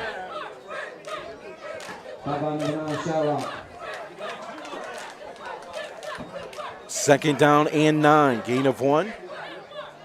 Webster will check out. The receiver, we'll see if we see. Raleigh's in the ball game. There he is. He's back in there. He'll come in here on the near side at receiver. Single back, 2 up backs. Single receiver near side. I wouldn't be surprised if Raleigh ran the football here somehow. We're going far side. Deep. Oh, he got Counting it is Akers for the catch at the 30-yard line. Nate Akers, wow. Good coverage from Sharp. It's just the ball was placed over his shoulder, and somehow Akers made the play. So 1st and 10 past midfield all the way to the 30. I mean, you know, Reidsville's, they're doubling up on Kenyon Raleigh on the left-hand side. So, I mean, that's giving Nate Akers one-on-one coverage. 1st and 10 from the 30. 1 minute, 30 seconds remaining here in the first half. 3 blocking backs for Reeves. The snap goes to him. It's a quick option flip out to Cherry and just pushed out of bounds after a gain of 1 or 2. Jim's predicting an interception coming. Love to see it. I'd love to see Deontay Neal get his first of the year. There you go. But if I were a coach coaching a quarterback, I would say don't throw it the 15 side. But that's where Raleigh's lined up. And Neal's had great coverage of him, as has Bryson Miller as well. They really haven't been throwing it up there. Reeves looks to throw near side. Oh, it's to Cherry, complete middle of the field. That's touchdown. And that's an end zone score. Wow, Aiden Cherry with the one-handed grab. From the 27-yard line. Is there yellow? Is it? If it is, that's probably holding. Yep, there is a flag. It is holding. It is holding. You won't hear me say this very often, but hallelujah. Yeah. So 39 seconds on the clock after the holding penalty.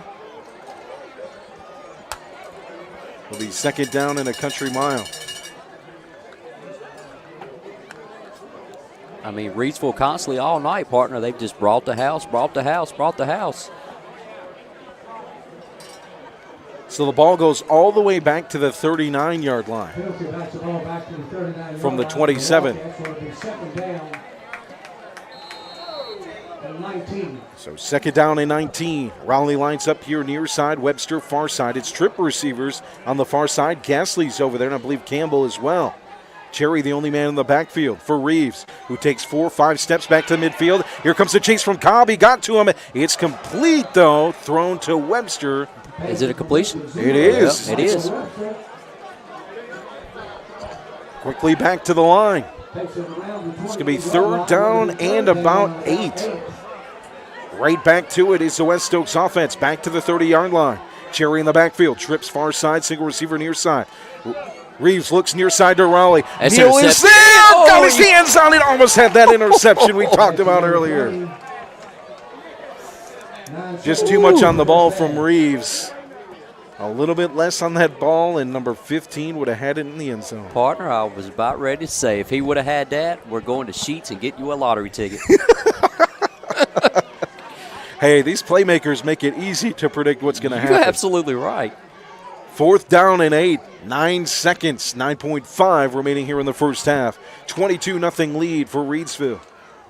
Jarrell Cobb with a rushing touchdown. Anthony Mansfield, or make that Aiden Mansfield with a rushing touchdown and a connection from 37 yards for Al Lee to Quayshawn. That's going to be a flag. That's a flag.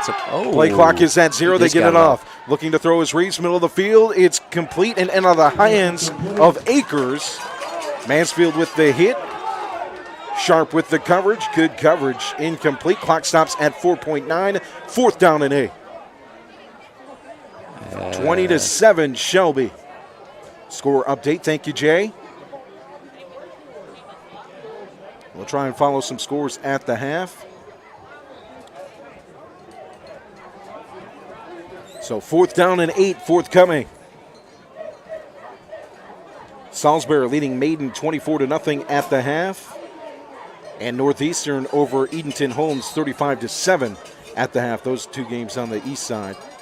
Well, my boys from Mount Airy playing tonight or tomorrow night? I think tomorrow night. Tomorrow night? The 25 point. They gave up points last week. Yeah, 3. Yeah, so that's 25 points all they season. gave up. That's 7 shutout games. Still, though, a number 2 seed. That Granite showed a little bit of chip there. Yeah. 22-0 lead for Reidsville. I want to see Reidsville take a deep shot right here. They've done it before. We've seen it. 4.9 on the clock after the turnover on downs. It's to Harrison. Middle of the field, quick flip from Lee to the 40-yard line already. Brought down at the 45. Clock expires as we head to the locker room. Not before a successful first half, not only from this offense who have been calling out, but this defense. Titus Burson, Kendra Harrison, Paul Weiderman, Aiden Mansfield, and several others making big plays. Deontay Neal with shutdown blanket coverage of Keon Raleigh in the first half. A 22-0 lead for the Reidsville Rams. Here scoring, Jarrell Cobb with a rushing touchdown, Aiden Mansfield with a rushing touchdown, and 2 two-point conversions, as well as a connection early in the game, 37 yards from Al Lee to Quayshawn Flippin. We'll be back on your halftime show. We'll also let you hear the marching band of the Reidsville Rams, because there ain't no party like a Ram Nation party here at Community Stadium. We'll have that all for you here at the half. 22-0 lead for Reidsville here on the RoCo Radio Game of the Week.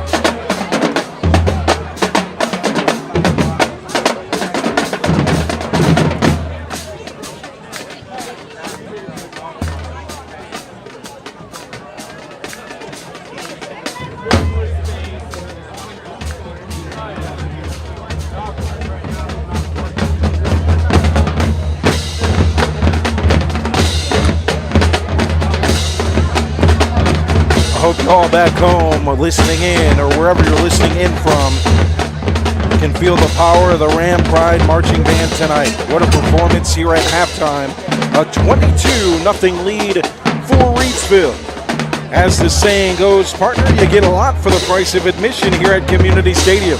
Yes, we did. I was trying to hurry up, eat that piece of pizza real quick and get going. So 22-0 score at the half. Quayshawn Flippin with the receiving touchdown, a rushing touchdown for Jarrell Cobb, as well as Aiden Mansfield. And it's been a lot of fun to watch this one. Got some stats for you, thanks to the stat man, Dale Hagwood, who makes it all happen here for Reidsville, and make sure those stats are in line every single game, travels every single road game as well. Let's take a look at West Stokes stats, because I think it tells the story of the game a little bit. 2.6 yards per carry rushing the football, 16 of carries for 41 yards for 16 carries, 41 yards for the team, 10 carries, 28 yards for Aiden Cherry. Passing the football, Reeves has been pretty good. Sam Reeves, 10 of 19 for 95 yards, and he's completed passes to 6 different receivers. For your Reidsville Rams, 5 rushing attempts for Jarrell Cobb, 78 yards, 16 yards per carry and a touchdown. Aiden Mansfield, 3 carries, 19 yards, and that 15-yard touchdown. Al Lee has surpassed 8,000 yards in his career, 7 of 7 in the first half, 7 of 7, 142 yards, and a touchdown. Quayshawn Flippin, 3 receptions, 73 yards, and the 37-yard touchdown. And Cam Jones, 2 receptions for 51 yards. So at the half, a 22-0 lead for Reidsville. And unfortunately, no video due to the NFHS contract. The NCHSAA is only allowing video for those outlets that do not have Pixelot machines. I will encourage you, after you listen to us, to maybe catch the game on the NFHS network. You can catch video there. I think it's $15 a month. It's not the quality that we're used to putting out, but well, thanks to Rockingham Update and Roy Sawyer's, and that rules within the postseason. And of course, that will be throughout the playoffs and then the state championship game. Video is contracted as far as broadcast to Spectrum TV. Sometimes things are better left unsaid, partner. How about that? Let's just put it in that. But it's okay. We're having fun here. Absolutely. We love what we're doing. The 22-0 lead. Letting the band rock it out at halftime.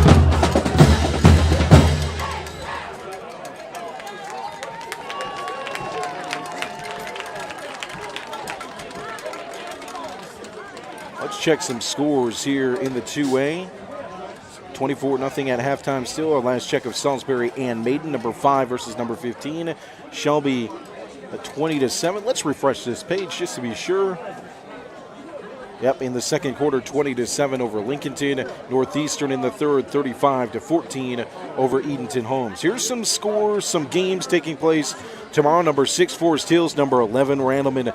Both 10-1. That will be a great game at 7 p.m.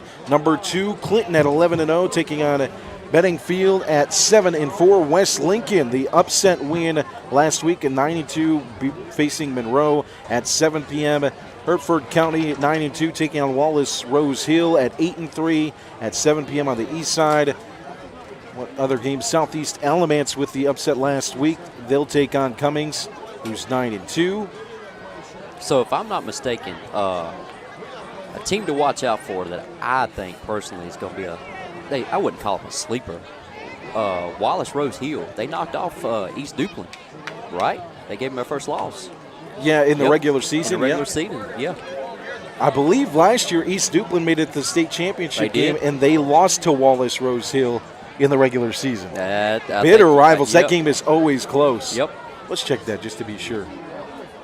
But East Duplin 10-1 on the season, 5-1. That only loss coming to Wallace Rose Hill October 20th in overtime, 20-14. And East Duplin, of course, the defending champions, the East champions from last year.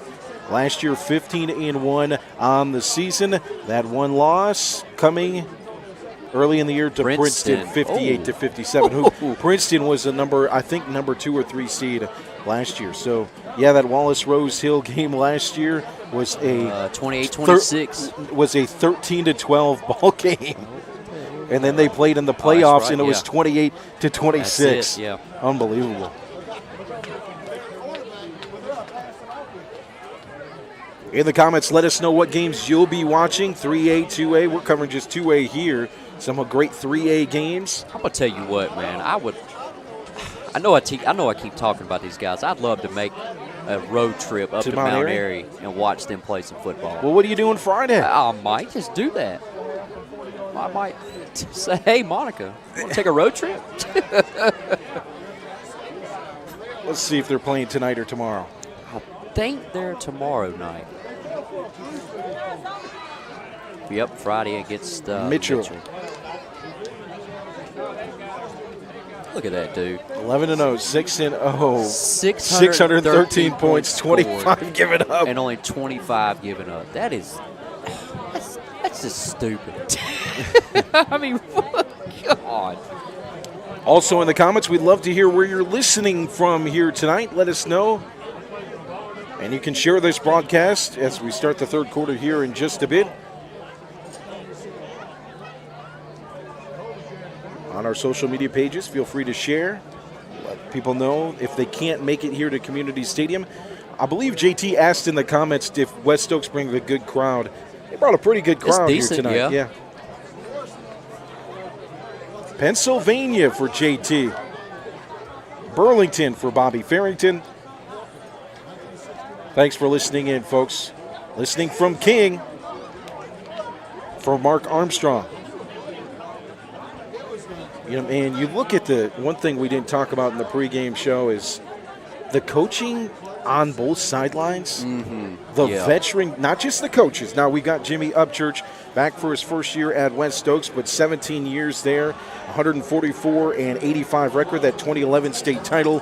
And then you got the assistant coaches with so much experience down there, D coordinator Chris Nelson, Luke Bowen, Steve Witt at offensive line. Then you look at the Rams coaching staff, Doug Mars, Justin Jackson, Anthony Mansfield, and guys helping out like the support staff, Coach Jimmy Teague still helping out from time to time. Coach Steve Knowles makes a trip back for every home game. I mean, you look at the So you said Coach Knowles, he lives down at the beach, right? I believe so. Is that what you said? And he just comes back up for when it's football time. I believe so. Oh, wow. That is dedication. JT says in the comments, remember Maiden and Burn? Yeah, they brought the whole city. They did. Especially Maiden. Salisbury 24, Maiden 0. And they got mad, man. I remember sitting up here, and I got in early because I have to set the equipment up, and we had the video equipment, and people from Maiden were so upset that we got to come into the stadium, and they didn't. Oh, wow. Because they drove so far that they had to wait, and they didn't want to wait to get in. Tom and Judy say they're watching from Lexington, Kentucky. Thanks for joining us, guys. Uh-oh, onside kick. Onside kick to start things off. And I think that's going to be recovered by the Rams in number 51, Lucas Gengler. Aiden Mansfield standing at midfield, pointing that it was recovered by the Rams. Let's see here. Fast way to start the third quarter. Rams lead it 22-0. Reidsville recovers the onside kick. Touchdowns from Jarrell Cobb and Aiden Mansfield rushing. And a Quayshawn Flippin Ali connection early in the first quarter from 37 yards. So the recovery does go to the Rams. They'll start moving left to right, past midfield at the 44-yard line. Put 12 minutes on the clock as we start the third quarter. Calling a screen pass right here. What do you think? 4 receivers near side. I like the call. The question is, who's it going to be to? I'm going to say Deontay Neal. Far side, single receiver. Screen it goes to Neal, but middle of the field. Juke move past the 45, past midfield, past the 35, and a first down. I like that. It's like a fake screen pass with a little slant. And Neal just camped there and made the catch. That's it. Dallas, Texas for Javonte Reynolds. Thanks for listening in.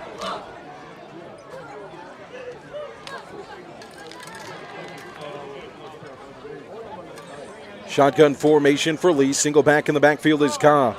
He gets the football on the delayed handoff right up the gut. Juke move. Shakes off a defender. Spins off another one. Past the 20-yard line to the 17. Jarrell Cobb. All he does is make big plays running the football. Averaging over 16 yards per carry tonight. Averaging over 8 on the season per carry. Stop by number 11, Uriah McCoy. Cobb 5 carries and 78 yards, 16 per carry and a touchdown before that run there. So we got an empty set for Reidsville. Low snap, it's brought in by Lee. Time to throw. Looks. Far he's side, open. throws middle of the field, complete. Near the goal touchdown. line, it's a Pennrose Carwash Kooler Ice score on the connection.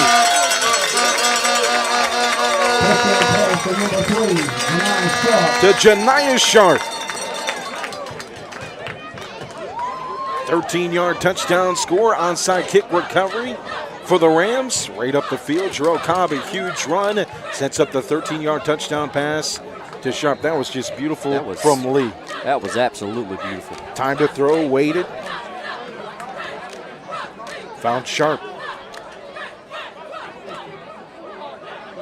So here comes the extra point attempt from Grady Garrett. Deontay Neal to hold. Clean snap, end over end, spins through, and good. 29-0 lead for Reidsville. Here in the second round of the 2A West playoffs.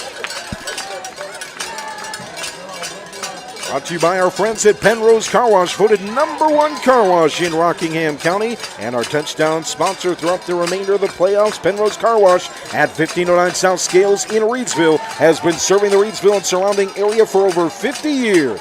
Established in 1970 by well-known entrepreneur Leo Rentz, this popular venue welcomes everyone. Pennrose Carwash, open 24/7, and find us on Facebook. Pennrose Carwash, voted #1 Rockingham County Car Wash 3 years in a row. You know, there isn't a time I drive by the bays and they're not full over there. Really? At Pennrose Carwash Wow. on Scales. Especially in the summer. I need to make my way up there. My truck needs it bad.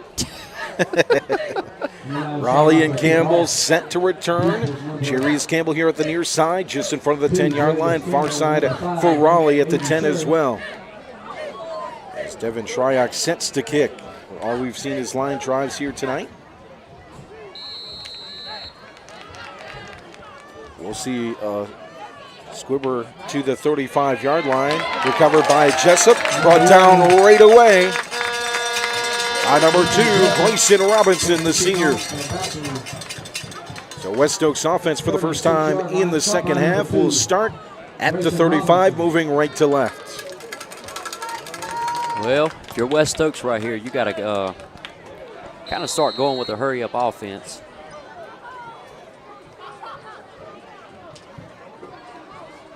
And they're going to stick with the 2 up-backs. Steal. Reeves and Cherry in the backfield behind those up-backs. 2 receivers set. Handed off this time Akers. That's swallowed up. Number 2, Nate Akers is stopped in the backfield. Number 52, Tyrese Turner. Stop by number 53, Vincent Galloway. Well, it's like they're still taking their time with everything, trying to get a play in. Play clock starts now inside 20 seconds. Still in the huddle. Now the huddle will break with 15 seconds remaining on the play clock. The offensive line will set. 2 receivers, 2 up backs. Reeves in the gun. Behind him is Aiden Cherry. just behind the 30-yard line, and a flag at the line of scrimmage. Offsides on West Stokes. False start. Got a false start. Not a good start for the West Stokes offense. So it'll be 2nd down and 15.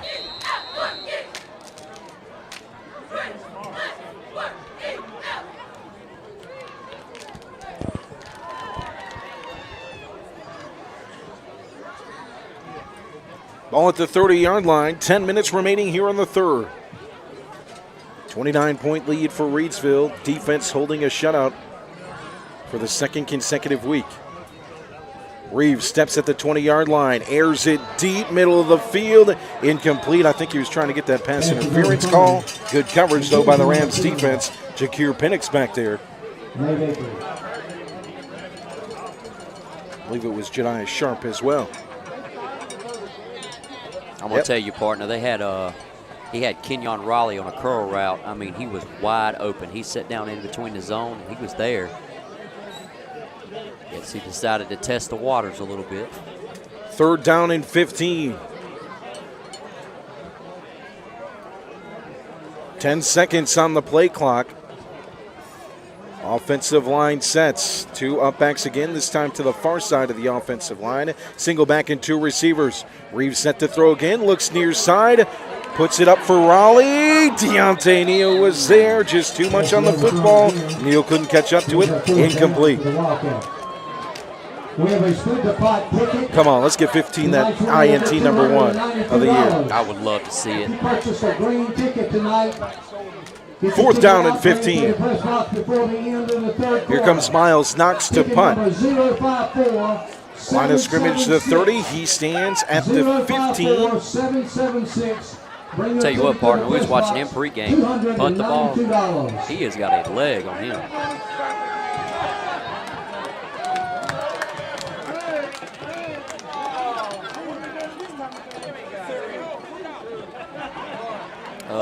Should be a flag right there. It's a delay of game. Oh, he got him.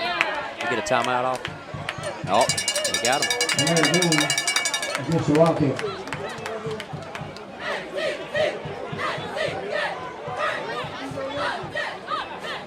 So 4th down and 15.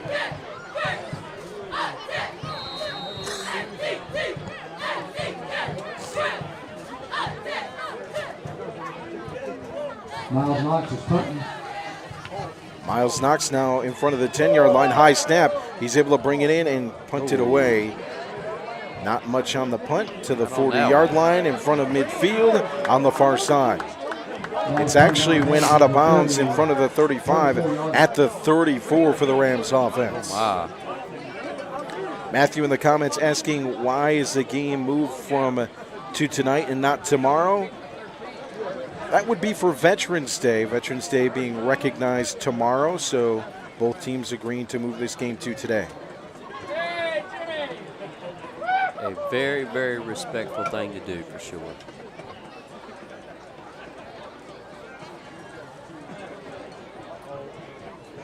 So here comes the offense, Flippin and Neal near side. Single receiver far side, I believe, is Jones. Fake the handoff, throw it near side. It's to Harrison out of the tight end slot to the 20-yard line. Almost broke free there. A flag at the end of the play. Pass complete to Kendra Harrison, stepped out of bounds at the 17-yard line. Yep, the school's recognizing tomorrow as a holiday, most federal offices as well. So kids off school tomorrow. What we get the call? That's personal foul on Reidsville. After the play? Yeah. That'll be a spot foul. I'm really confused. They're going to bring it.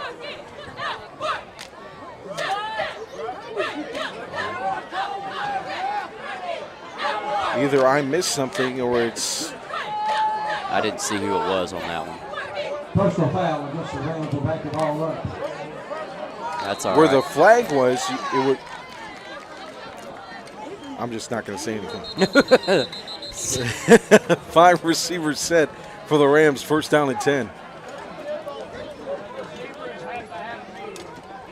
I think we're on the same brainwave, partner.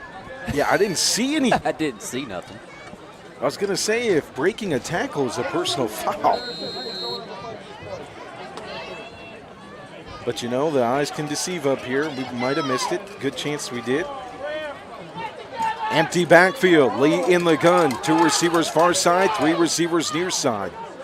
Near side is Sharp, Harrison, and Neal. Far side, Flippin and Jones. He is up. Quick throw. Going to Flippin. Breaks past the defender. A little bit of holding there. Flippin almost broke free. I'm going for to the tell you catch. what, I would go 5 wide again and send it right back to Flippin. Let me just say this. 2A, 3A, 4A, 1A. Is there a better 5 wide than Harrison, Jones, Flippin, Neal? If there is, we haven't seen it. Except for here. 4 wide again, same formation, except Neal now will motion from the far side to the near side. Lee looks there for a second, faces pressure, eludes it, gets to the near sideline, quick flip out of bounds. Good play. So Flippin, he had a offer to Marshall, right? Marshall, Akron, Florida A&M, NC and NC Central. Carolina Central. Cam Jones with an offer to Boston College. Boston College is on the up and up right now. They're 1 win away from a bowl game. Neal in the slot far side. It's another 4 receiver set. Pump, throw, quick.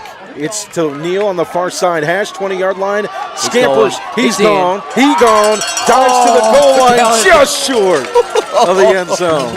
Oh, with the shoestring tackle.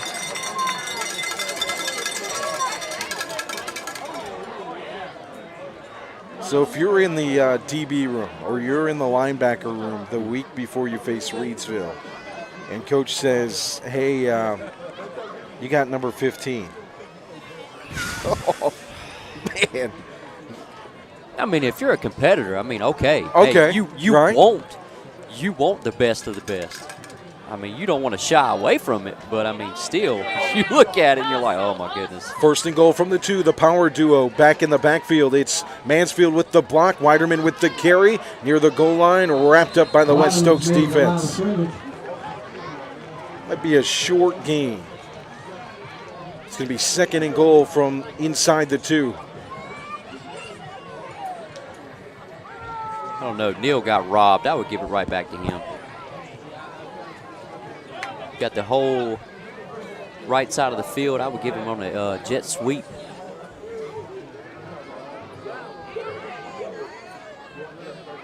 Shotgun formation. Fake the handoff. Throw it. Fade yeah. near side. That's Harrison, TD. the big man. You can't guard that. 6'7" and hands for days. 2-yard touchdown. Rams extend the lead here in the 3rd. With that touchdown pass, Al Lee just broke the local high school record. Touchdown passes with 108 touchdown passes. You heard Jerry Teller, the PA announcer. That's touchdown number 3 tonight. It sets the all-time school record for touchdowns, passing Kyle Penix. That's number 108.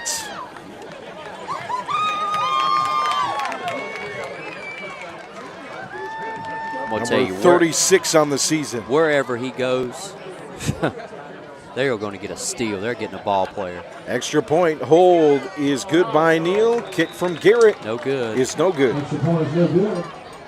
So 35-0 your score. 35. We have a winner on the split the pot. Yeah, you look back at Lee's numbers, and we talked about it in the pregame show. The accuracy at the end of the year has been unbelievable. Last week, 8 of 10 at the half year. Tonight, 7 of 7. A pile of money back to the Butchers Club. His sophomore year, 39 touchdown passes. This year, eclipsing his total of touchdown passes from last year and yardage, over eclipsing 3,000 yards tonight and breaking the school touchdown record after breaking the passing yards record held by Javonna Harden in the final week of the season. alley. We said it on the local gridiron. We've said it anytime we've had a chance. College coaches, you're missing out. It's disrespectful, man. Get this dude some offers. I'm telling you, watch the film.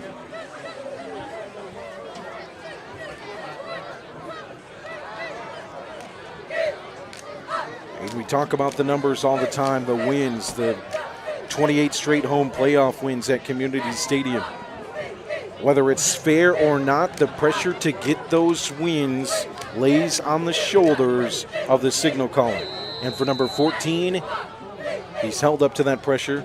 He's broken that pressure. Onside kick, almost recovered by the Rams. It is recovered. Janiah Sharp had his hands on it. He drove in the air for it. It went off his fingers and recovered. Yes, sir. By Bryson Miller. Number 12, Bryson Miller on the recovery onside kick. That's right, Matthew. Yes, we have met. Thanks for listening in. Glad to have you along for our broadcast here tonight. Thank you all in the comments for listening in. A 35-0 lead for Reidsville onside kick. They've got the football at the West Stokes 35, left to right. Lee in the gun, single back is Cobb. 3 receivers far side, single receiver near side. Handed off, Cobb hesitates, now finds the far side edge, 30-yard line, 20-yard line, 10-yard line. Touchdown number 2 for Jarrell Cobb tonight. A Pennrose Carwash, Kooler Ice score. You got to cool down Jarrell Cobb. He ran all the way to the track on that one. 41-0. Good day. He turned on the jets, and he gone. In order to stop himself, he had to run all the way down to the fences. He was almost to the J.C. Park Trail on that run. Far side containment on the hesitation at the line of scrimmage. Bumped off, and he was gone. Garrett set to kick. Neal to hold on the extra point. 8:18 remaining here in the third.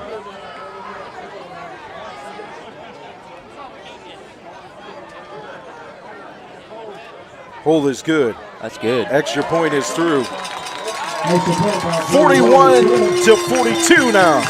42-0 lead for the Rams. Here in round 2.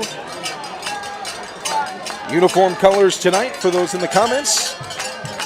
Gold on gold with the Ville on the script on the chest and blue numbering, blue stripes on the shoulder pads, and the shiniest gold helmets you'll find not just in the state of North Carolina, but across the nation. I said it, Notre Dame fans. 42-0. Leslie in the comments, them mighty Rams. Oh, look who's in the comments, though. Oh, Jaden Martin. Oh, nephew. What are you doing there? How's life in Catawba? So Shryock set to kick. You know, Jaden was on the Rockingham Update Game of the Week. You know that, right? He was. Yeah. I remember you saying something. He came here to Community Stadium. Did a great job. But there's nothing that he does bad. No, it really ain't. Jack asking, is that a running clock? I believe the clock will start running here. Another line drive. Line drive. Ground ball picked up by Aiden Cherry at the 20-yard line. Works midfield. 25, 30, 35, up near the 40 is where West Stokes will take over. We talked about the offense and all the scores. We've got excited. But how about this defense? Pitching back-to-back shutouts in the playoffs. 12 points per game given up heading into this one. And that number will only drop.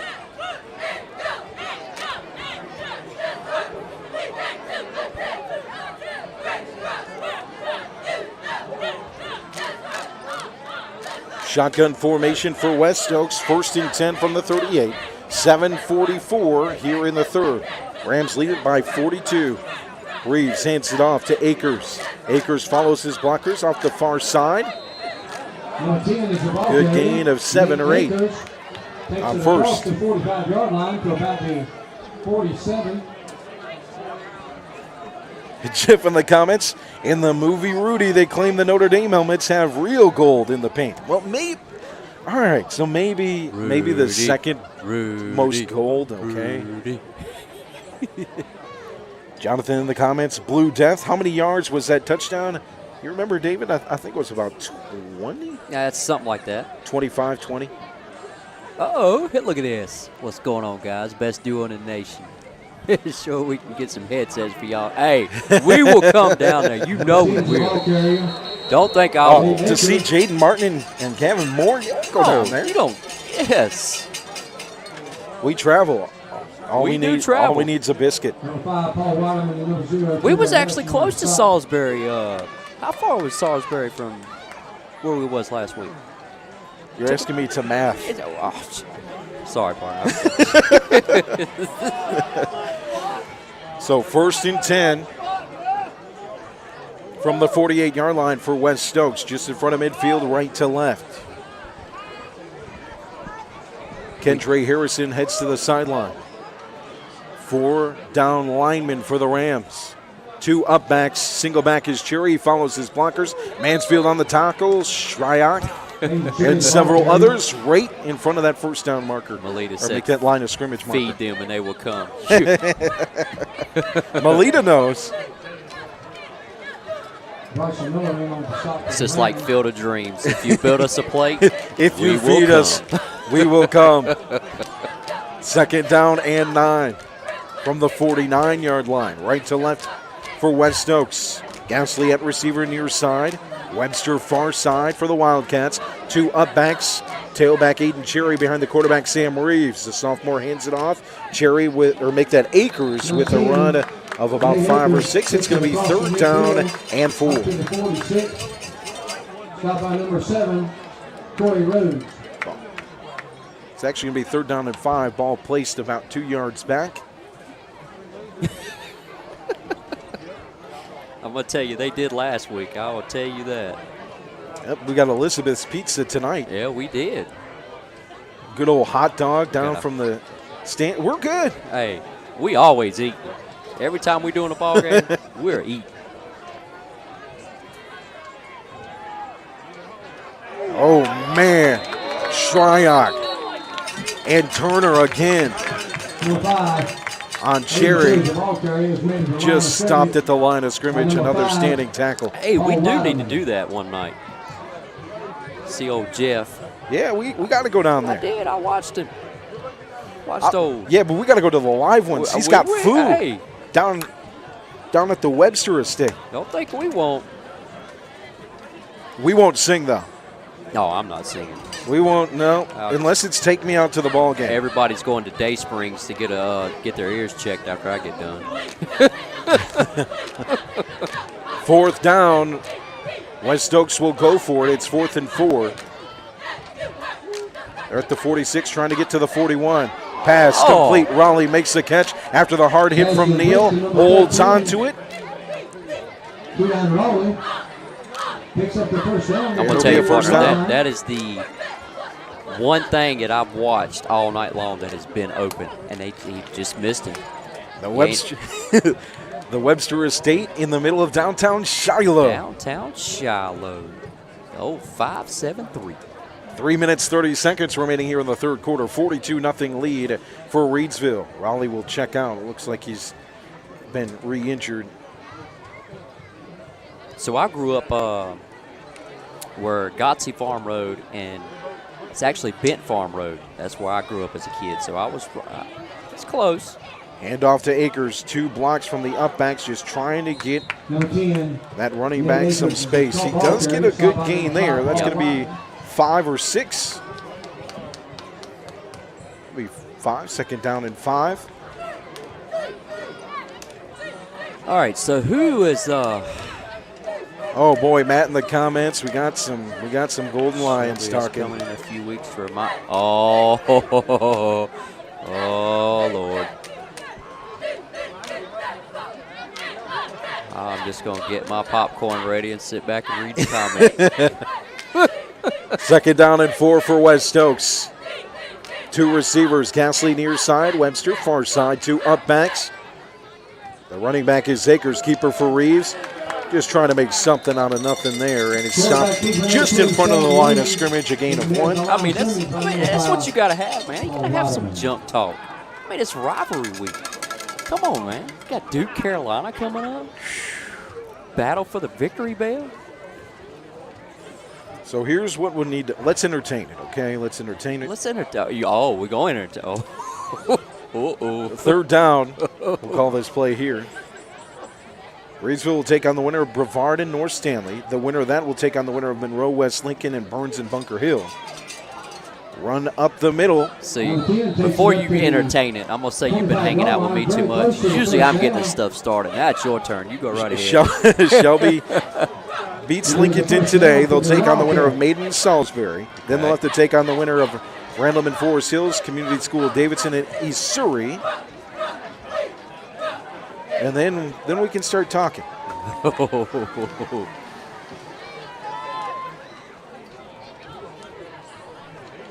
First and 10 for West Stokes. 2 upbacks. Past the 30-yard line at the Rams 25. Cherry up the gut. Nice gain. On first down, it'll be a gain of 4. Second down and 6.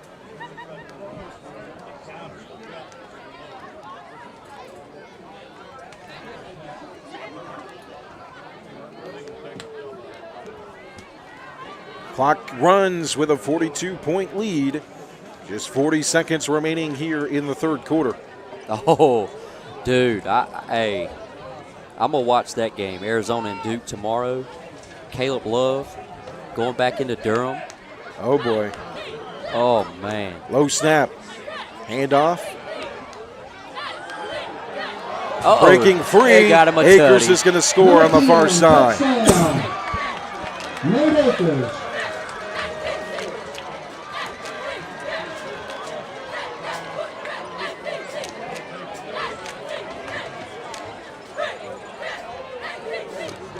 (42-6). 40 seconds remaining here on the third. Hold on. So Arizona's playing Duke tomorrow? Top 10 battle. Caleb Love. No, actually, no. I think Arizona's just right outside. I think they're 12th. I think. Ain't it a little early for games like that? Oh, hey. Hey, I'm sorry. See I'm not a basketball aficionado. But you see what happened. That's good. Wow, that was a Miles Knight, that one bounced to the All right, so holder and went through. you're a Big Ten from guy. Knox. Yeah, I am. You're a Ohio Don't- State man. Don't hold it against me, folks. Hey, but you didn't see the Michigan State upset? Number 4 in the country? That's what Michigan State does. You know who they lost to? James Madison. Oh, boy. Do you know who is the assistant coach on James Madison? I have no idea. Tom Izzo's nephew.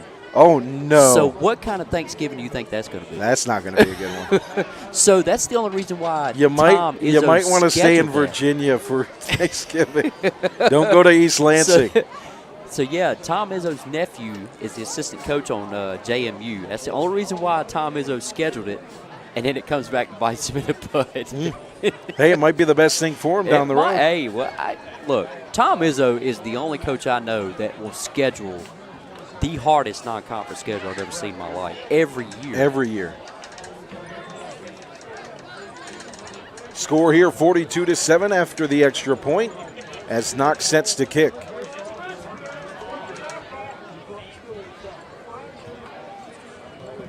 Try and get you some scores from across the area in the 2A.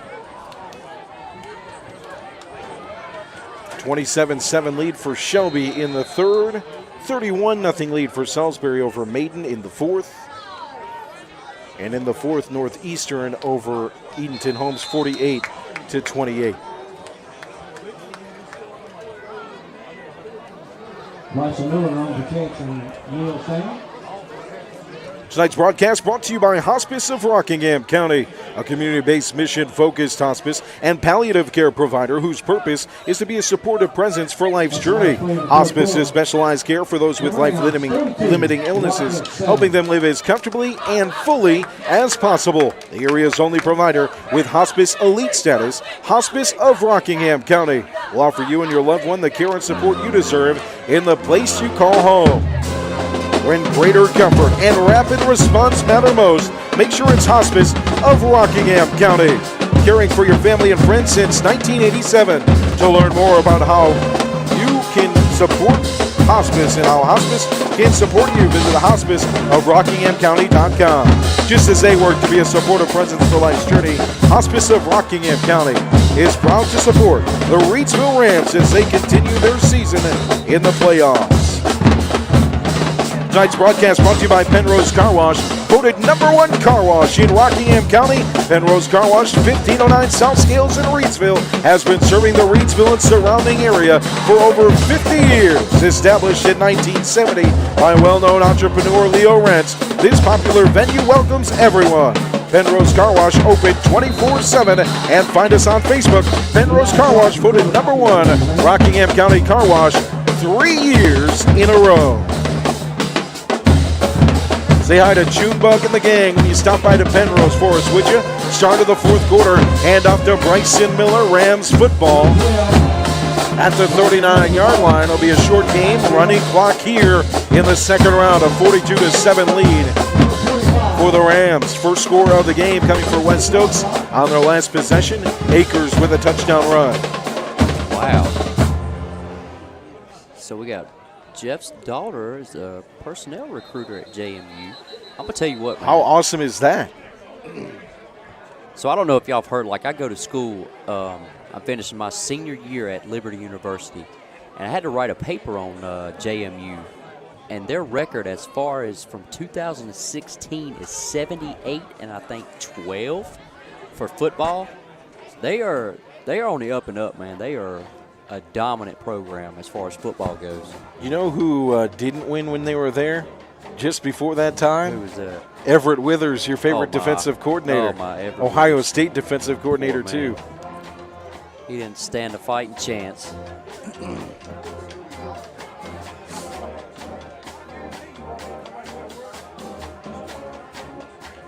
But you know what's ranked crazy, number though? 21, You know what's Jeff crazy? They're undefeated, ranked number 21, but can't play in a bowl game this year. I know, that's just wrong. I don't understand that. They're talking about it. It's you have to. I can explain it. It's called bylaws. Yeah. Which, if I hope you can hear the quote-unquote sincerity of my voice. That's crazy. Oh, yeah. Hard snap. Janiah Sharp in at quarterback for the Rams. Sharp gets the play call in from the near sideline. Bryson Miller in at tailback. 3 receiver set for your Rams. 11:32 to play. And a 42-7 lead and a flag at the start of the play.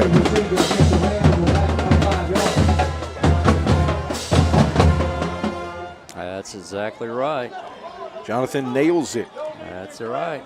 NCAA rules benefit no one except the NCAA. That's it.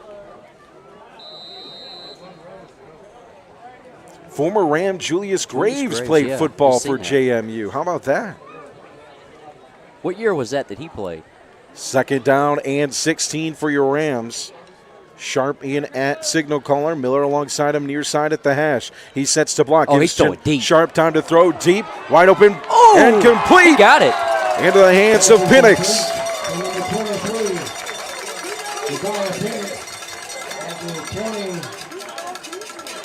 Oh, my goodness.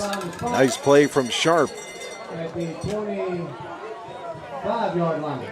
From the back foot even to the 25.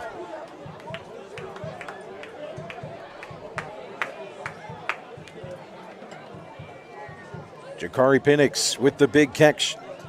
Far side, 2 receivers. Penix lined up here near side again after the catch. Fake the handoff to Miller. Nobody bit on it. Sharp just sat there for a minute and ran the football. Pushed out of bounds by number 13, Keon Raleigh.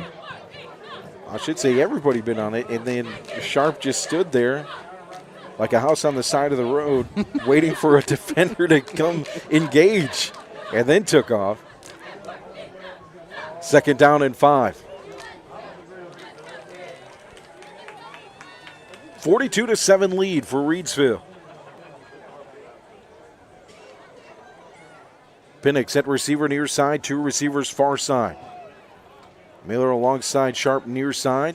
Gets the football up the gut. Breaks several tackles. Spins past the 20-yard line. He's short of a first down, but sets up a 3rd and manageable. 5, Aiden Sherry.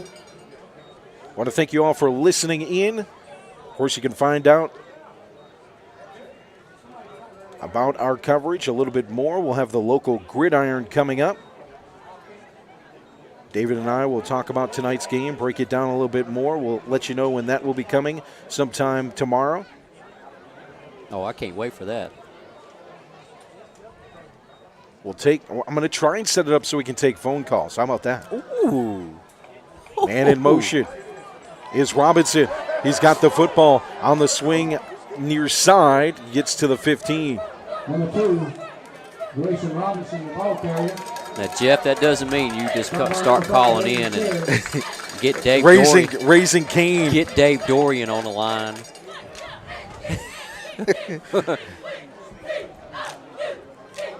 And we know what he said a couple weeks ago to Steve Smith, but we ain't gonna say that out loud.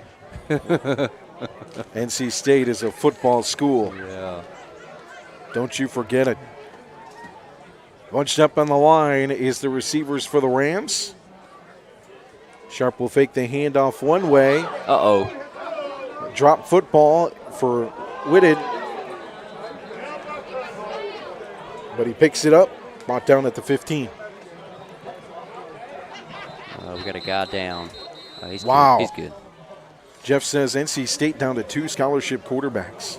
Yeah, I've been hearing Morris, so he's going to redshirt. And I've also been hearing rumors that he's going to transfer.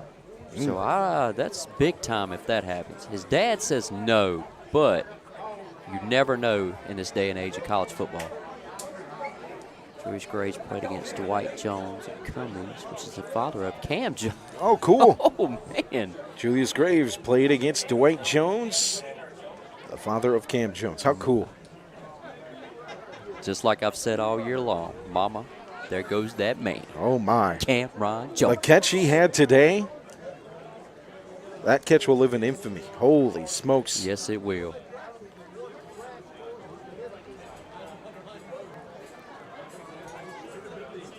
Thanks for sharing that with us.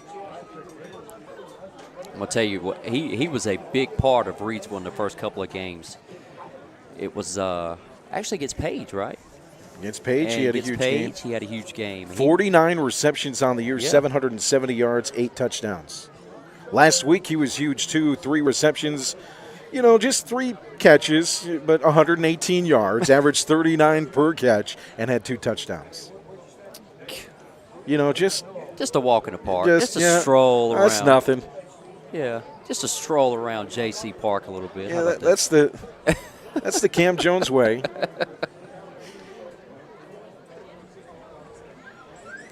He had a big game against West Stokes last time in the regular season, too. 6 receptions, 89 yards, and a touchdown. And on the defensive side, he's helped out as well. 22 tackles on the season with an interception. We do still got a man down. Looks like we have an injury on the field. Yeah. I want to take this time to thank our sponsors tonight, including the great folks at Kooler Ice. Looking for a fresh ice and water option that's ready when you are? Kooler Ice is now countywide with our new location just opening at Little Caesars in Mayodan, 6734 NC 135, right across from Walmart and near the 220 I-73 exit.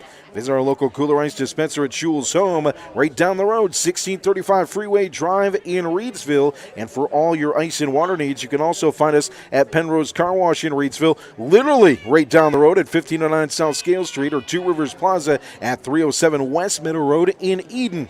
Get Kooler Ice, great tasting fresh ice, available 24/7 at all 4 locations. 16 pounds for just $2, 32 pounds for $4, and premium water for 50 cents a gallon, or $2.25 for 5 gallons. Kooler Ice, fresh and ready when you are. It's like they're getting, who is that? I couldn't see who the number was. It looked like it'd be okay. Report when we can.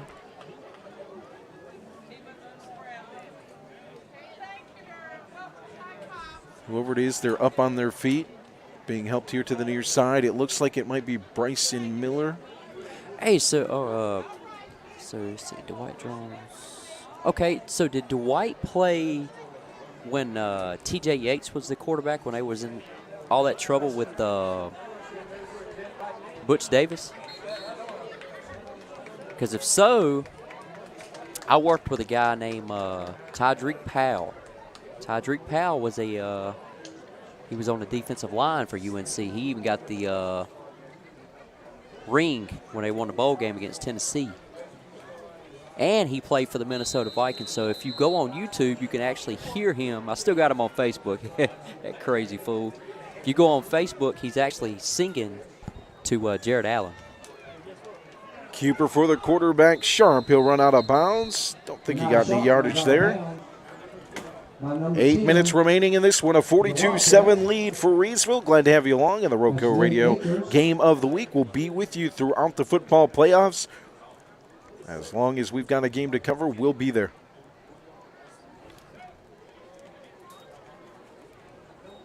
So 3rd down and 11 from the 15.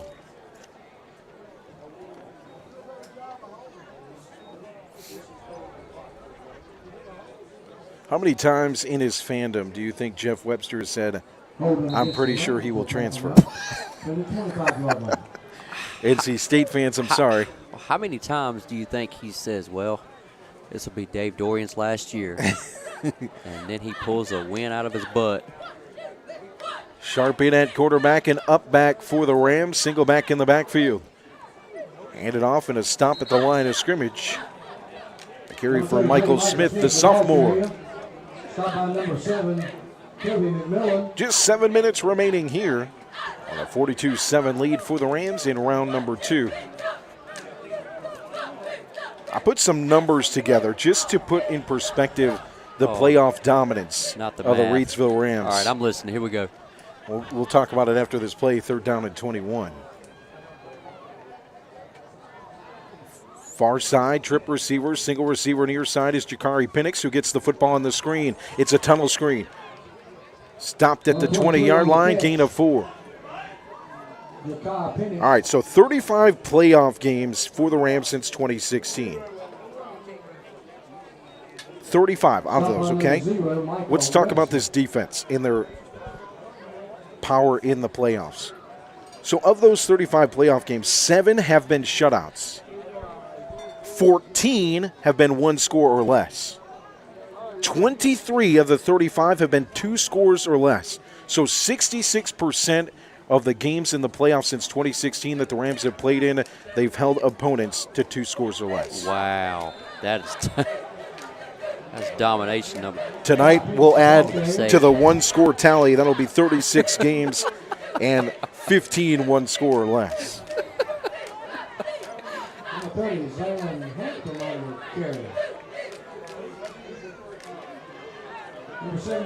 So be a turnover on downs. 5 minutes, 30 seconds remaining. 42-7 ball game.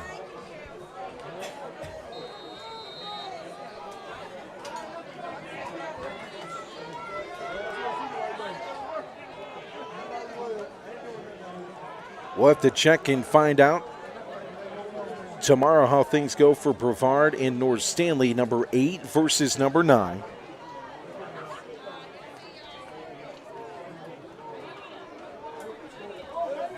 Can I block him? Pass is complete. There's a penalty on the play back in the backfield. Illegal movement in the backfield. Number 18 for the Rams, Jeremiah Cobb, over the stop.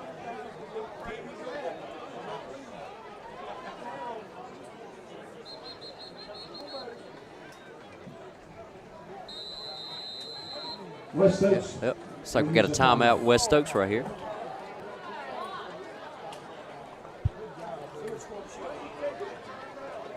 Well, we got 4 minutes, 33 seconds left. Reidsville was up 42-7. I'm anxious to see who they're going to play next.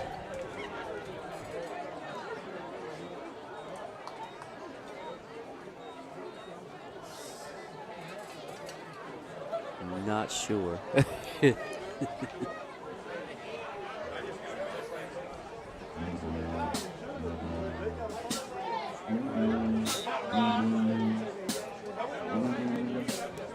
(42-7), 4:33 to play.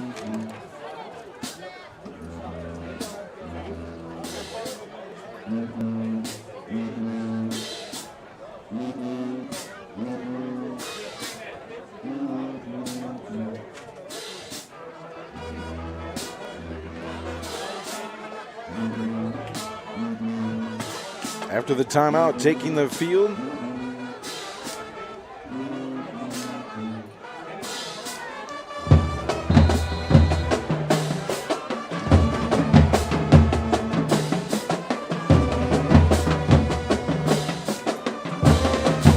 got a little handoff right here.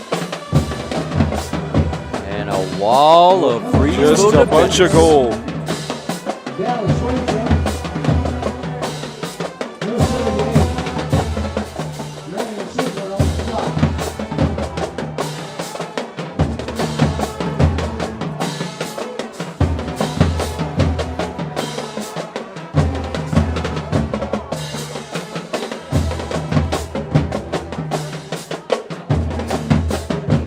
Second down and 10. 42-7 lead for the Rams. Here in the fourth, 3:54.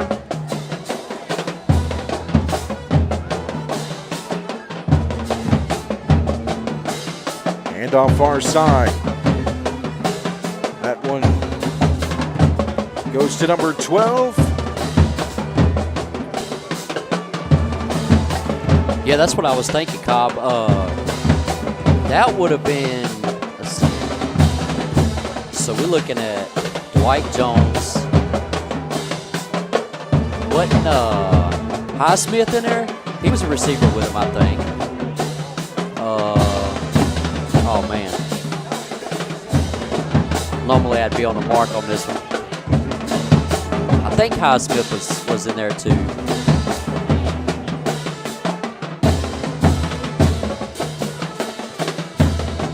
We had a quarterback keeper. Still a wall of defenders. Yeah, that's what I was thinking. All right, so and I'm going to tell you what, if they wouldn't have had those suspended players and going through all the trouble, they would have beat LSU the first game. I mean, they still almost beat them with what, I think it was like 20 guys that were suspended the first couple of games over some shoes, of all things. Fourth down and 8. I want to apologize to JT. I accidentally blocked him in the comments. I don't know if he's listening, if you're still listening or not. That was an accident. We'll make sure we fix that for the next game. Sorry about that. Meant to click a spammer, and I accidentally clicked you. Punt near side is returned by the Rams, working middle of the field, stopped at the 40. Powers received at the 40-yard line and no return. So inside 2 minutes remaining here. On the stop. Yes, it was. It was a big-time Tar Heel team. The Rams will advance to take on the winner of Brevard and North Stanley tomorrow night. I'll leave in the comments saying, with family rooting for North Stanley on the coaching staff. Rams have played Brevard in the playoffs before. At the conclusion of the game, no spectators are allowed on the field at the conclusion of the game. So remaining in the top half of the West bracket, Brevard, North Stanley, Monroe, West Lincoln, and Burns, Bunker Hill. Number 17, pitch on field is a scorecard. Tell you what, I'll be keeping up with a bunch of scores tomorrow for sure. Of course, we'll be back here next week for the third round. Latest godson coaches at North. Yeah, Jay, tell him I'm messaging him on. Thank you, Jay. I appreciate that. Messenger right now. Tell him Dex has fat fingers. He didn't mean to do it. We appreciated his comments here today. Handoff keeper right up the middle for Tayshawn Fields. Quarterback, 5'11", 230, junior. Yeah, so he's good. We got him. Appreciate it, Jay. 30 seconds. You know, at least I did it in a 42-7 game and not a close game, right? Oh, man. He said if what did he The say? last play of the ball game, the Rams 42, the Wildcats 7. He said if it was Monroe, he would be crying.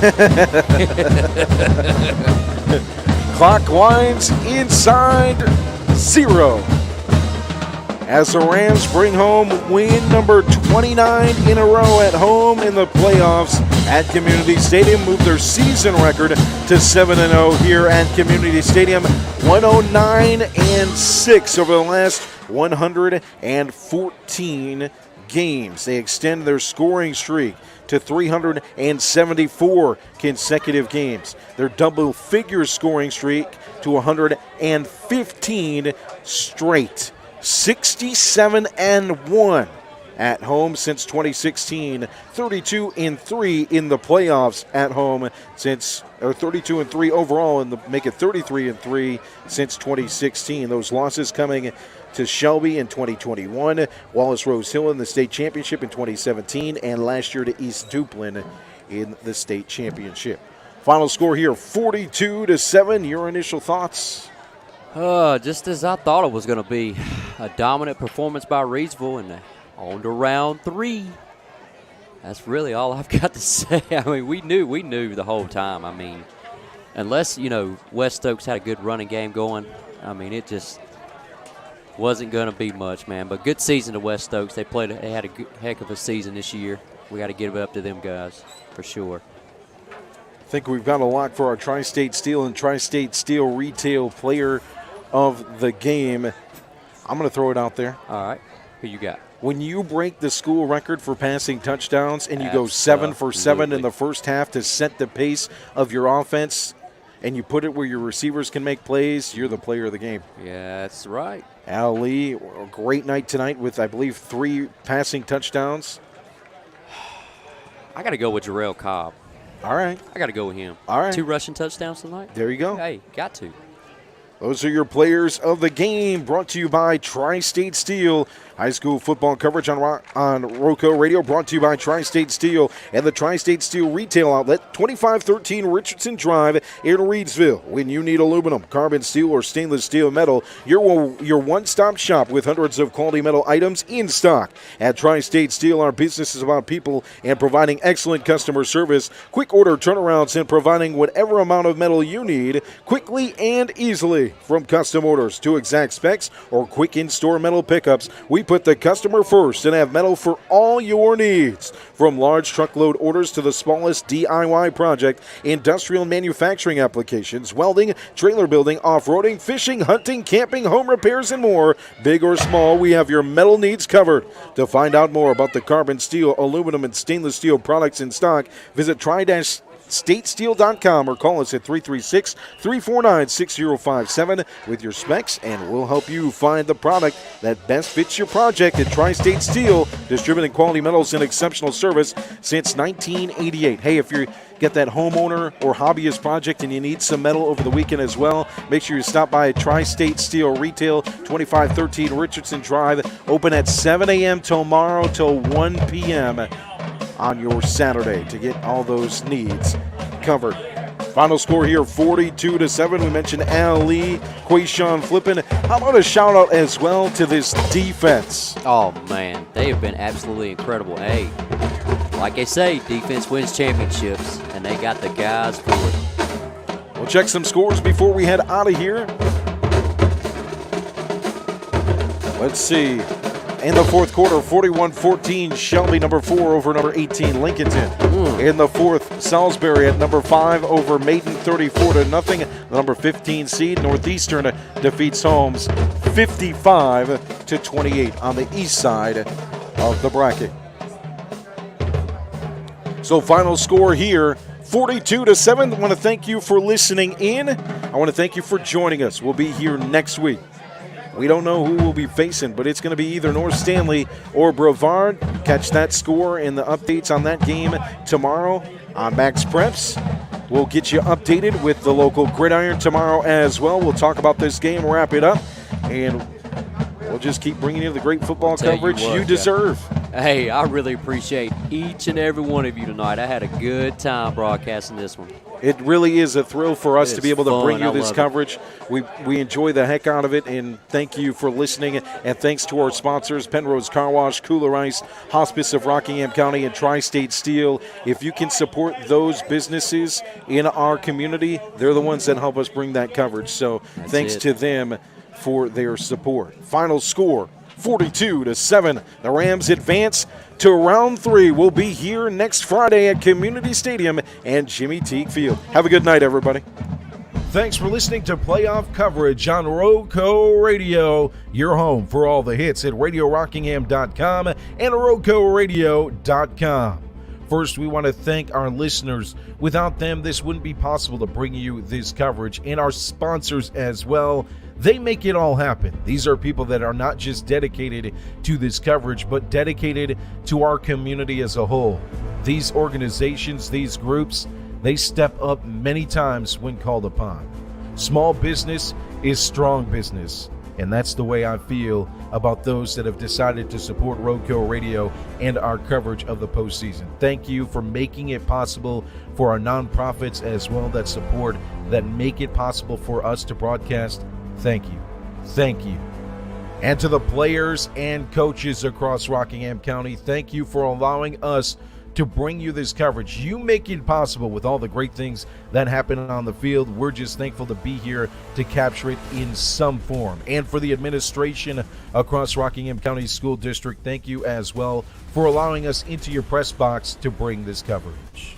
RoCo Radio Game of the Week Playoff Edition is brought to you by Pennrose Carwash, voted #1 car wash in Rockingham County. Pennrose Carwash at 1509 South Scales in Reidsville has been serving the Reidsville and surrounding area for over 50 years. Established in 1970 by well-known entrepreneur Leo Rentz, this popular venue welcomes everyone. Pennrose Carwash, open 24/7, and find us on Facebook. Pennrose Carwash, voted #1 Rockingham County Car Wash 3 years in a row. Tonight's game is brought to you by Kooler Ice. Looking for a fresh ice and water option that's ready when you are? Kooler Ice is now county-wide with our new location just opening at Little Caesars in Mayodan at 6734 NC 135 across from Walmart and near the 220 I-73 exit.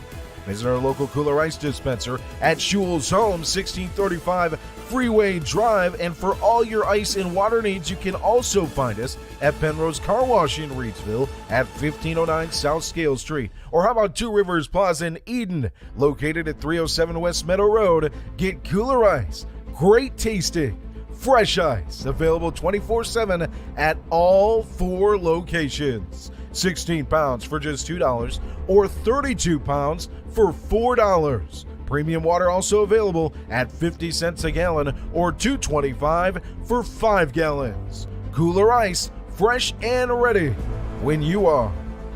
Tonight's game is brought to you by Hospice of Rockingham County, a community-based mission-focused hospice and palliative care provider whose purpose is to be a supportive presence for life's journey. Hospice is specialized care for those with life-limiting illnesses, helping them live as comfortably and fully as possible. The area's only provider with hospice elite status, Hospice of Rockingham County, will offer you and your loved one the care and support you deserve in the place you call home. When greater comfort and rapid response matter most, make sure it's Hospice of Rockingham County. caring for your family and friends since 1987. To learn more about how Hospice can support you, visit hospiceofrockinghamcounty.com. Just as they work to be a supportive presence for life's journey, Hospice of Rockingham County is proud to support the Reidsville Rams as they continue their season in the playoffs. And Tri-State Steel and the Tri-State Steel Retail Outlet at 2513 Richardson Drive. When you need aluminum, carbon steel, or stainless steel metal, we're your one-stop shop with hundreds of quality metal items in stock. At Tri-State Steel, our business is about people and providing excellent customer service, quick order turnarounds, and providing whatever amount of metal you need quickly and easily. From custom orders to exact specs or quick in-store metal pickups, we put the customer first and have metal for all your needs. From large truckload orders to the smallest DIY project, industrial and manufacturing applications, welding, trailer building, off-roading, fishing, hunting, camping, home repairs, and more, big or small. We have your metal needs covered. To find out more about the carbon steel, aluminum, and stainless steel products in stock, visit tri-statesteel.com or call us today at 336-349-6057 with your specs, and we'll help you find the product that best fits your project. Tri-State Steel, distributing quality metals and exceptional service since 1988. On behalf of my broadcast partner, David Woods, I'm Joe Dexter. This was the RoCo Radio Game of the Week. To find out where we'll be next week or our continuing sports coverage, make sure you visit us on Facebook, facebook.com/Radio Rockingham. You can also find out more information about where we'll be at radiorockingham.com. Have a safe and wonderful Veterans Day weekend, and to all of our vets who listen, thank you for all you've done for our country. Have a great weekend.